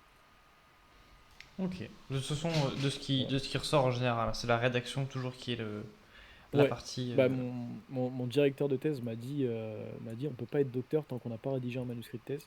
Et quand je lui ai dit à la fin, ça y est, je suis arrivé au bout, j'en peux plus. Il m'a dit maintenant tu sais ce que c'est que d'être docteur, tu vois la difficulté de. Enfin, il dit maintenant tu sais ce que c'est que d'être docteur parce que tu sais de quoi tu es capable. Et je comprends. C'est un truc très qu'il faut comprendre. Ouais. Hmm. Et du coup, là, ça me, Donc, ça me fait poser une question qui est purement rhétorique. Et il faudra que je poserai la question quand je ferai quelqu'un qui a interviewé quelqu'un en thèse de lettres. Je leur demanderai du coup, est-ce que quelqu'un qui fait une thèse de littérature, est-ce que pour eux, du coup, on est sur un plaisir parce que c'est la littérature, il y a de l'écriture, il y a cet aspect-là, oh, ou pas? Ah, ça non, je pense m'intrigue. pas. Ouais, je pense pas non plus. Je pense pas. Je pense que. Alors, j'imagine que quand on est en littérature, on aime écrire, et j'espère. Ou peut-être pas écrire, mais étudier en tout cas. Mais je pense Hmm. qu'il y a un plaisir il y a un plaisir de jouer avec les mots ou ce genre de choses qui Hmm. peut être intéressant. Mais je pense qu'il y a quand même le truc de. en fait, on va graver dans le marbre quelque chose qui va rester et qui va faire référence. Et Hmm. donc, si tu te trompes, tu as toujours le truc de te dire, bah, ma référence, c'est une connerie. Et ça peut faire stresser, en fait. Donc je pense que ils ont peut-être moins de. Je pense que quand on aime écrire, on a. Après, j'ai découvert une passion pour l'écriture, hein. J'adore écrire des trucs maintenant. J'écris des. Je fais une petite parenthèse, mais je fais du jeu de rôle avec des potes. Je me suis trouvé un petit kiff à écrire des scénarios, faire ce genre de choses, écrire des dialogues et tout ça. Mais pourtant, écrire en manuscrit, trouver les bonnes formulations, c'était cool. J'aime bien ça. Écrire des projets, c'était sympa. Mais quand il faut, je sais pas, quand il faut mettre tout ça, avoir tes trucs, vérifier ton raisonnement, que tout soit établi, que tout soit prouvé, machin et tout, ça fait un truc où en fait c'est ton travail, tu mets ton cœur dedans, tu sais que tu vas être jugé. Enfin, je sais pas, mentalement c'est dur. Hmm. Oui, puis. Après, c'est très personnel comme sensation, hein, donc Hmm. Après, je sais que c'est quelque chose que j'ai remarqué, je veux dire, enfin, ça se remarque souvent avec les personnes qui bah, font une profession de nature scientifique, de recherche, etc. C'est qu'il y a vraiment cette retenue à dire quelque chose dont on n'est pas sûr ou quelque chose qu'on ne sait pas. Enfin, quand on nous demande notre avis sur, enfin je dis notre, et quand on demande l'avis sur un sujet où on n'est pas expert ou quoi, on se dit non, je ne peux pas répondre parce que je ne sais pas. Et du coup, c'est sûr que c'est très compliqué d'écrire des choses en affirmant, à l'affirmative, en disant si, si, je sais parce que j'ai fait l'expérience, machin truc. Et il y a toujours un moment où on va chercher, ouais, mais peut-être que j'ai oublié un paramètre, peut-être qu'il y avait un paramètre fantôme, ouais, ouais, voilà, c'est ça. un effet physique inconnu. Enfin, c'est très stressant de devoir affirmer des choses. Ça, enfin, je suis plutôt d'accord avec ça. Et du coup, lettres, je pensais lettres et SHS en général. Voilà. C'est sûr qu'on voit totalement l'inverse en politique, par exemple. Est-ce que j'ai dit ça en pensant à ça? Est-ce que je pensais à un plateau de BFM ou de CNews pendant que j'ai dit ça? Je sais pas. Jonathan, t'es toujours là? Ouais, ouais, pardon. Ah, je sais pas. J'ai cru que t'étais. Non, non, j'ai eu une déco, je pense, mais Ah, d'accord, ok. oui, ouais, je suis là, pardon, Oui, non, excuse-moi. parce que j'ai l'impression que t'étais parti en full dépression. Voilà. Non, non. Eh ben, cette interview est depuis au moins 1 heure l'interview la plus longue de toutes les interviews. Bon, après, Ouh là là. faudrait décompter le temps Attends, de. ouais, ouais, faut décompter le cafouillage qu'il y a eu au début avec le son. Voilà. Faut décompter le problème de son qu'il y a eu. Mais il est 21h10. Toi, t'as mangé avant qu'on commence. Ouais, Moi, je ouais, ouais, n'ai pas encore mangé. J'ai faim. c'est ça. En plus, là, je me dis qu'ils ont tous mangé pendant qu'ils regardaient. Tu sais, genre en mode, ouais, c'est sympa. J'espère. En Ouais. mode, hop là, c'est pas Tu mal. sais, en fond comme ça. Tu sais, genre un petit bruit de. Enfin, tout ça pour dire que j'ai faim. Que je sais que la nourriture chez moi est actuellement en cours de chauffe, voire est déjà chaud. Préparé. Ouais, ça se trouve, elle Je sens m'attend. le- C'est ça, elle m'attend cette nourriture. Et donc, bah oui, la base, bah voilà.